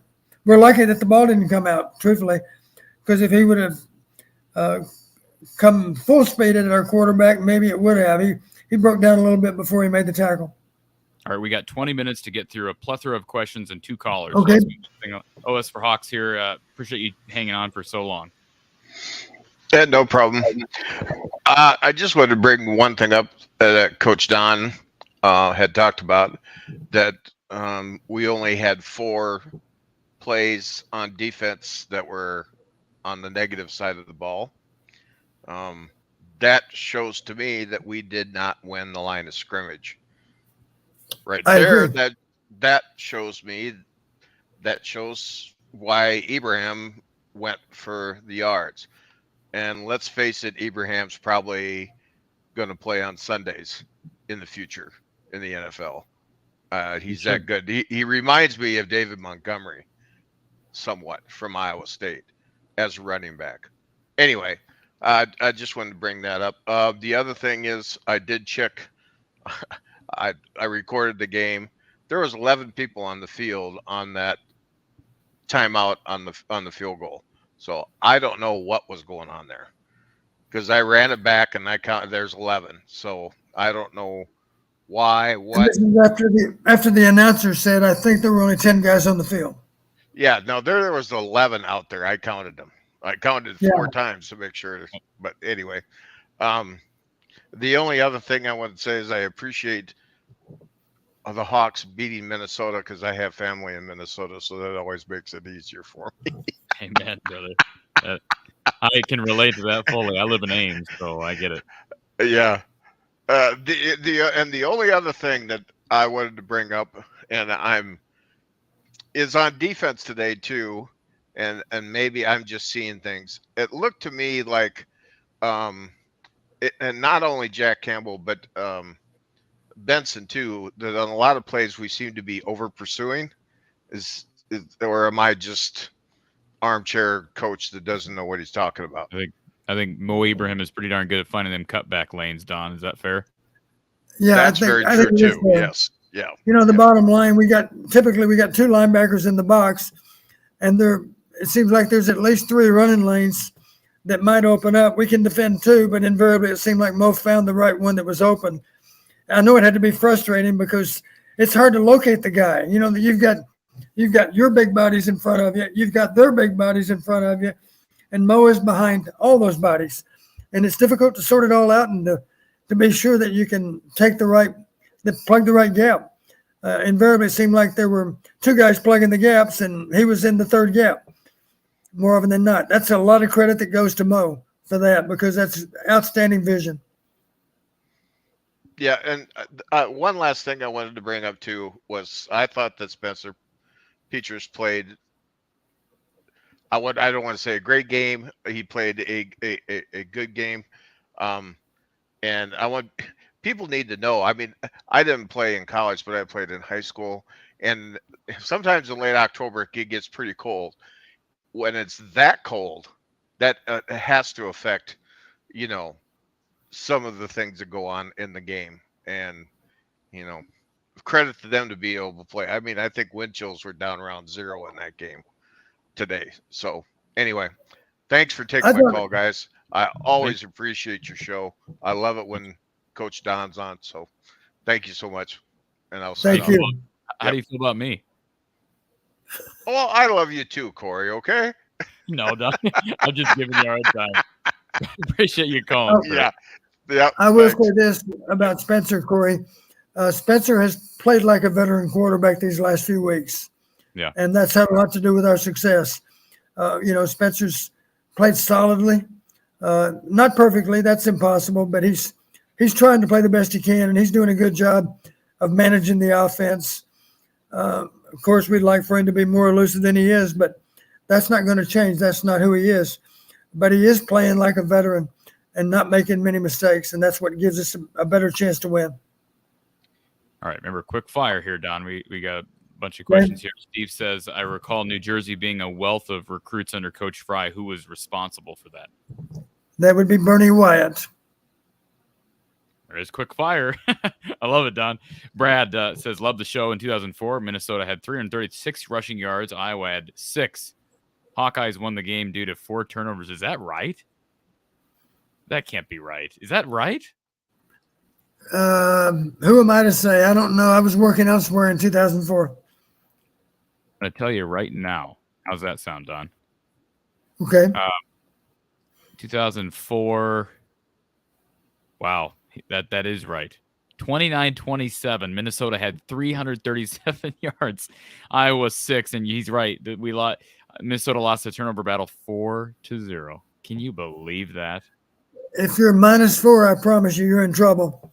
But Minnesota was also -300 in passing. So these are two teams that played much differently in 2004. So the total offense was pretty even. Trey Cobb, Campbell, is he the best linebacker in Iowa history? Danimal says the same thing. Apparently this is making its rounds on social media because some media person said that that's the case. I think that's jumping the gun a bit. I think he's really good, Don, but there have been some great linebackers, not only in the Hayden Fry era, but Josue Jewell was a great one who's had a terrific NFL career. Just to name one, he's not the athlete or the physical specimen that Campbell is, but your thoughts on that claim, Don? Well, Josue, great linebackers find a way to get to the ball. They always can locate the ball. I can think back to a guy that was a parade All-American when we were at Iowa, and he certainly looked good when we came out with our recruiting signings, but the guy never played very well, simply because he couldn't find the ball. Great linebackers find the ball, and that's one thing that Josue Jewell did better than just about anyone. Jack Campbell does a great job of finding the ball too. And he plays with such great range. He'll make a tackle on one boundary one play and the other boundary the next. So he's literally all over the field. And how about Larry Station? Why, I don't think you can make anybody. It's very hard to say definitively that anybody's going to be better than Larry Station. Larry Station was an incredible athlete, and he also knew how to find the ball. Yes, he did. What a great player. You're talking about a guy, to give you an idea, Larry Station threw the discus over 200 feet in high school. Think about that. And just an incredible athlete. And he played like it. He was a consensus All-American. Thank you, Danimal, for the super chat. Jack Campbell's probably going to be that same consensus All-American this year. Rob wants to know, do we have an update on Laporta? I do not. I have not listened to Kirk Ferentz yet. Do that after. Mod Fox 10, thank you for the $5 super chat, sir. Appreciate the support. John Buckeye super chat says, great show, Coach and Corey. Enjoy the insight and perspectives. Hope the Hawks can make it to the title game. Thank you, John. Brian Miguel, anytime you get to the Big Ten championship game, it's a successful season. And HawkFan 20 agrees. That's up for debate. That's up for interpretation, Don. I guarantee you, if you're Ohio State, if they make the championship game but lose, they can't do that now. But at the beginning of the season, if they had lost to Michigan, gotten to the conference championship game and lost, and missed out on a playoff, that's a disaster of a season for Ohio State. So beauty's in the eye of the beholder with this, Don. I would say this, we need to go to Indianapolis. We don't have to win the game, but we have to feel really good about how we played if we don't win it. Absolutely. Last year we didn't feel good, so that would be an improvement over last year. Feel good about how we played. The only information I have on Proctor I mentioned here a little bit ago. Hopefully more news on that coming. BJ, thank you for the compliment, BJ. Ryan says, surprise Corey has not acknowledged Kirk Ferentz is now tied for third winningest Big Ten coach of all time, and that's what HawkFan 20 points out as well. So congratulations to Coach Ferentz. Seth says, will USC and UCLA be in the Big Ten West? I don't think we're going to have East and West as it currently is situated, but if they do just join the Big Ten West, you're going to have teams leave the Big Ten West, maybe a Northwestern or Purdue, but I don't think that they're going to be situated that way. Christopher Seen on Twitter, this is the first time since 29 that Iowa D has allowed 10 or fewer points in 8 games. And this is the first time since 86 that an FBS game was penalty-free. We talked about that earlier, the Army-Navy game. Circle Herc, is it true Hayden Fry played a game of rock, paper, scissors against his reflection and won? I haven't heard that one. That's a good one. William says we will get destroyed in the Big Ten championship game. Don, you're not gonna, you're never gonna say that, but do you have hopes that Iowa could win a Big Ten title with the way they're playing? I don't personally, but I could be wrong. I have hopes, and one reason I have hopes is because it's going to be hard to convince the East Division representative that we're opponent to be respected and thoroughly prepare for them. You know, it's going to be hard for those coaches to. Both teams have already beaten us, so it's going to be a rematch. And you know what they say about rematches? It's hard to beat someone twice. Well, I suspect that might be proven true. They may do it, but I think it'll be difficult for them to do it, whoever they are. I think we'll be ready to play. I don't worry for a second that we might embarrass ourselves at Indy. Okay. Casey Mallory, great show. Appreciate that, Casey.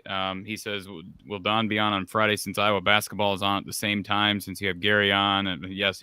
I know it's a scheduling nightmare for post-game shows. Don, we're going to have to talk about post-game show next week because yeah, it's a 3:00 kick, right? What time does basketball tip? I believe 6. Now, why in God's name would they tip that at 6? It's TV, not a home game. It's a game down in Florida. Oh, okay. I thought if it was a home game, it would make no sense. It's a neutral site game in Florida, so yeah, they're not going to play at home. But I don't think they controlled that. Now, it would have been nice if the tournament down there could have scheduled them later, like 8 or something. But then you're talking about 9:00 Eastern. Even if you could have made it 8:00 Eastern, 7:00 Central, because the football game's not going to be over at 6. I mean, it might be close to being over, but I'm going to have 2 TVs. I'm going to have 2 TVs going on Friday. Well, Corey, I'm prepared certainly to do a show. Of course, I can't get back here for maybe an hour after the game, but if you'd like to do a show during the basketball game, I'm certainly up for that. I don't know if that's what you want to do, though. Well, I don't think I'm going to be able to do that because we're going to have to figure that out. We may have to do back-to-back shows with Gary, or maybe I'll just bring you and Gary on and we'll do a Iowa post-game show with Coach Close and Coach Patterson. No, we'll figure that out. I need to watch the basketball game, and Gary needs to watch the football game. Well, we'll figure that out. We're going to be here most of the day on Friday. I'll just tell people that right now. Italicus says, is it just going to be a repeat of last year, losing the Big Ten championship game and then losing a bowl game? Hope not. Hopefully I will learn from some of its miscues in those 2 games because they had a lot of them in the Big Ten title game. David says, Don, do you remember Gene Holtorf from Fort Dodge? Absolutely. Another linebacker, too. If you think I'm just acting like I remember him as a linebacker, and I do recall he was in Fort Dodge.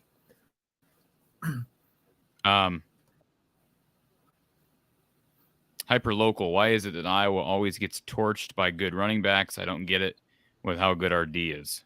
They don't always get. That's not an accurate statement. We can go back to Mayan Williams against Iowa. Was it Mayan Williams or? Well, they have 2 really good backs. Whoever it was that played, one of them sat out. I think the Ohio State game, Iowa held both of them down. So that's an inaccurate statement. They held Braylon Allen down last week. Don, he's been a terrific back for Wisconsin. So that's just not accurate. I mean, Ibrahim is exceptional. He's a pro. Hawkeye Howard, he says, this is just Iowa Hawkeyes football. They're not called the Heart Attack Hawkeyes for nothing. Thank you, Coach, for being with us. And Hawkeye Howard jumped off. I guess he got tired of waiting. Shout out to Hawkeye Howard. He is still in the hospital, and he's comfortable with me sharing that over the air. He's been dealing with surgeries, and certainly our thoughts go out to Hawkeye Howard and his family because he's battling. Keep up the good fight, sir, and appreciate you being here. We'll see you again soon. Ryan says, Corey, was Scott Helverson in versus Michigan in 85? Don will say yes. He was in by about 6 inches. It was in the back of the end zone, and he was definitely in bounds. Should have been a touchdown. Ryan and the said, irony there is that Scott Helverson is now a back judge in the NFL. he's officiating the same position that the guy that blew the call in our game was officiating. I've heard you say this before, Don. It's true. That's incredible. Ryan says, heard a rumor this week that Brian is being considered as O-line coach at Rutgers, Illinois, and New Mexico State. And who started that rumor?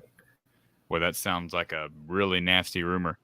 No, I don't believe there's any truth to any of that, Don. Do you? No. Why in the world would Brian Ferentz go to be the offensive line coach at New Mexico State, which is maybe worse than Iowa? They're one of the few offenses that may actually be worse than Iowa's. Yeah, that's not the end of the world, but you can see it from there. All right. Las Cruces, New Mexico.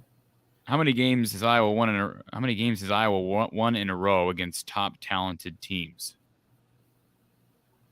What does that mean, Don? I don't know. That depends on. I'd like to be able to answer your question. I don't know what that means. They just lost to Ohio State by like 30 a few weeks ago. So I don't know what we're talking about. Explain, please. I'd love to answer your question. Ryan says, Don, whatever happened to Vernon Rollins? He was my hero. Whatever happened to Vernon Rollins? He was my hero. Okay. He's repeating himself for emphasis, Don. Well, Vernon lives right here in the Iowa City area. I know that because I run into him every now and then. You're right. He was a great football player from Houston Yates High School. Really, in some ways, he was a lot like Jack Campbell. He was a big guy that had height. Incidentally, here's another play that Jack Campbell made. Remember the ball? It was another one of the RPOs down the goal line, and the ball was thrown, and Campbell did not get a piece of it, but it barely cleared him, and I think it had everything to do with the receiver not being able to control it. Jack's just got an amazing ability to react. The RPOs don't necessarily get over him, and that's one reason that he's such an outstanding player. You know, he's got great range as a linebacker, both as a tackler and a pass defender. Lala Q, reason number 42 to love Coach P. Oh, that's very kind. I appreciate that. She's up to 42, Don. I wonder about those first 41. Maybe my sharp wit is in there somewhere. Hey, how about this, Don? South Carolina is up 56-31 on Tennessee. So I guess we don't have to worry about Tennessee in the mix anymore. Let me just say this. It's better for the Big Ten if Tennessee loses. It's better for the Big Ten if USC loses. I don't know if somebody give me the status update on, I guess I could check it. USC, UCLA. And the reason I say UCLA ahead?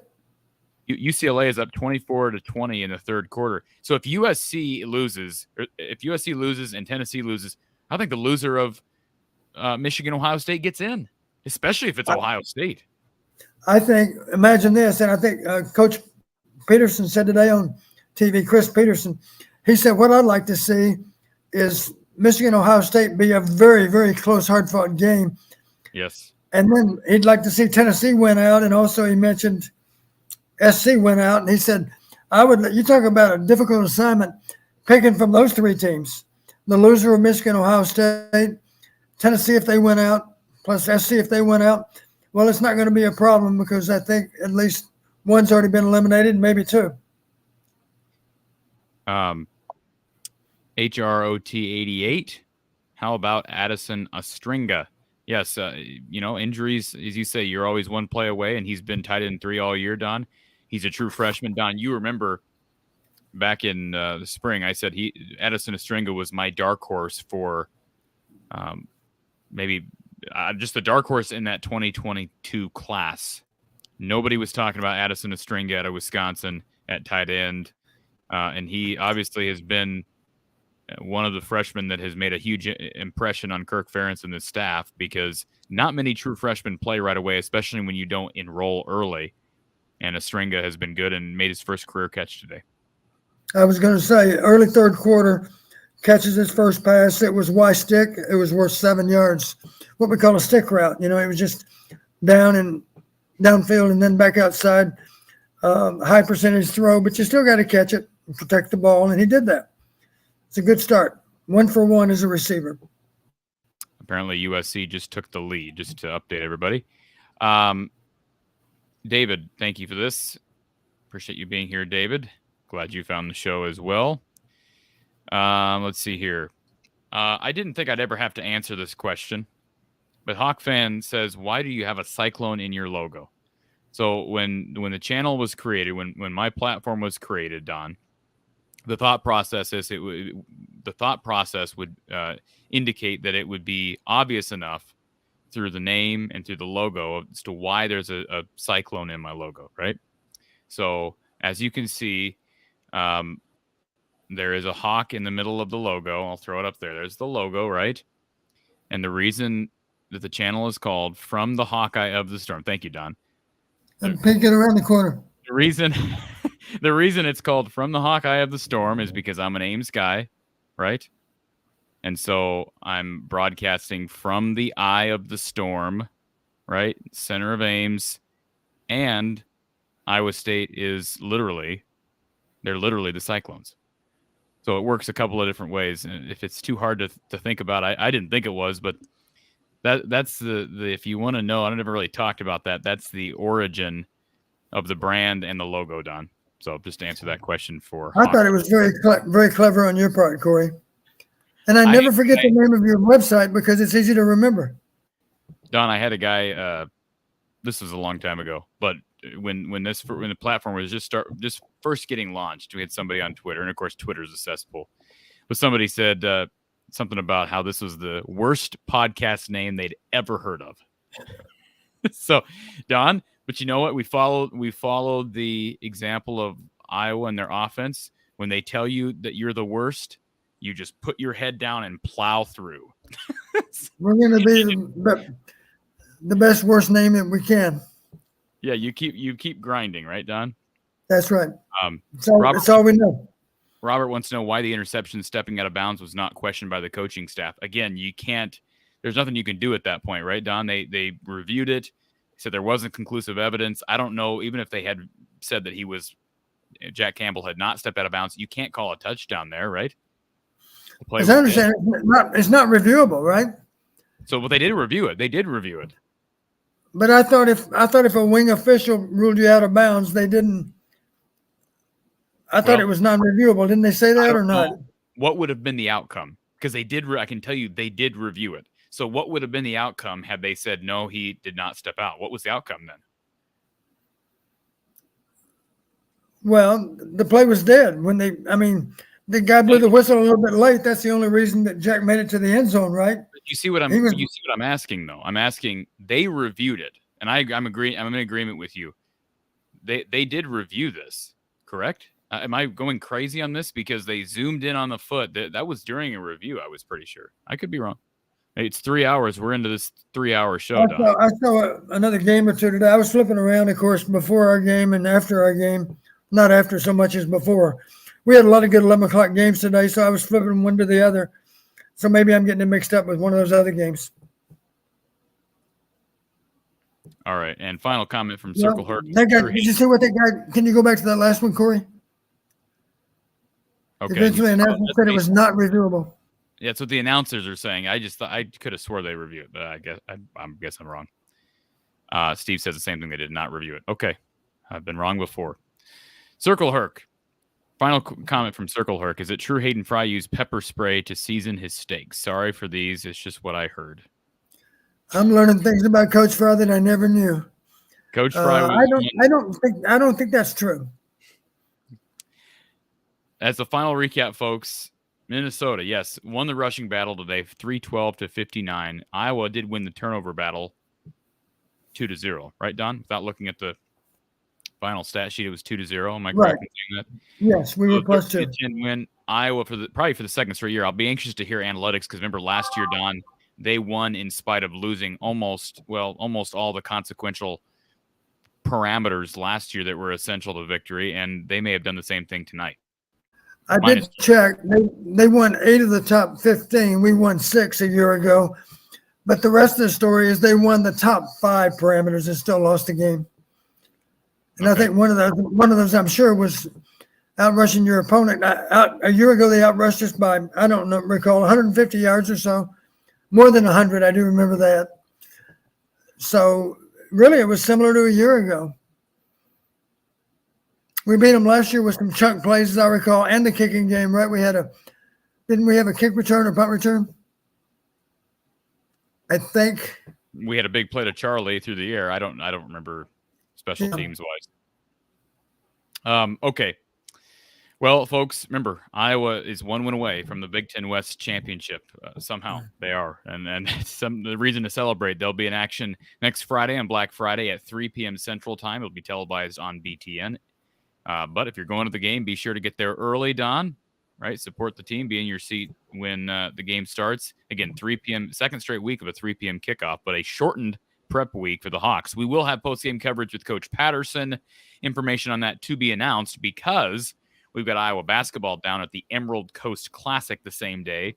I believe they are tipping off at 6 p.m. Central Time. And, of course, we have post-game coverage for basketball as well. So stay tuned for information on that. If you're new to the show or if you've not done so, please hit the subscribe button. It does help. Please hit the like button as well. If you're interested in joining by means of being a premium subscriber, click the join button next to From the Hawkeye of the Storm here on YouTube. Do want to thank one final shout out for Brad Van Meter and his team down at State Farm.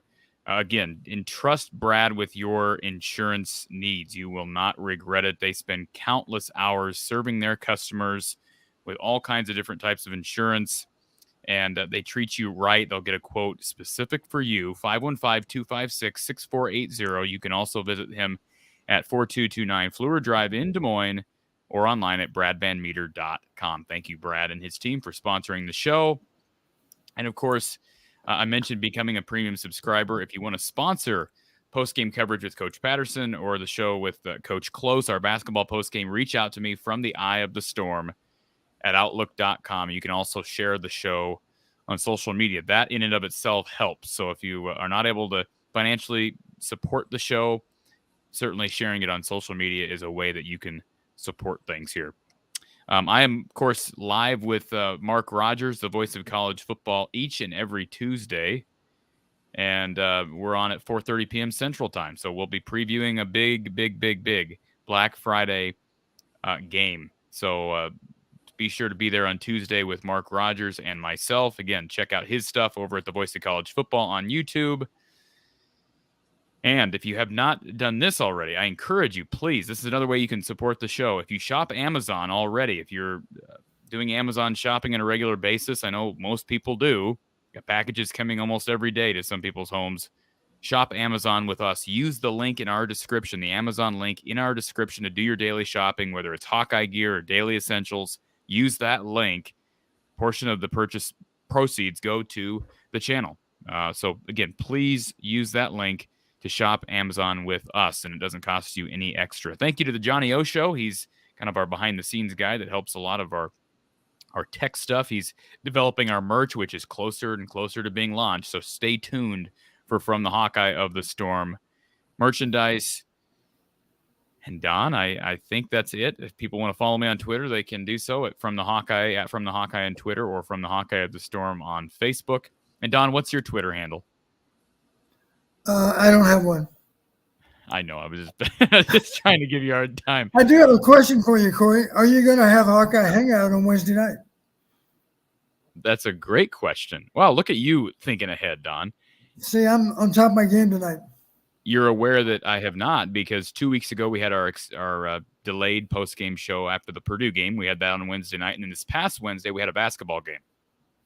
So good catch. Thank you for bringing that up, Don. I will be making an announcement about that. So that, I guess, has not been determined. Should have had that ready here. Announcement coming. So to be announced on that, but certainly we'll have Hawkeye Hangout at some point here soon. So stay tuned for that. It's a live call-in show if you're new to the channel. Hawkeye Hangout right here at From the Hawkeye of the Storm. Don, it's been a pleasure as always. You've lasted a lot longer than you normally do, because normally there's a delay and I'm on for 3 hours, but you only catch the last couple of hours. So are you? You're standing straight up. That's a positive thing. It's always fun to visit, Corey.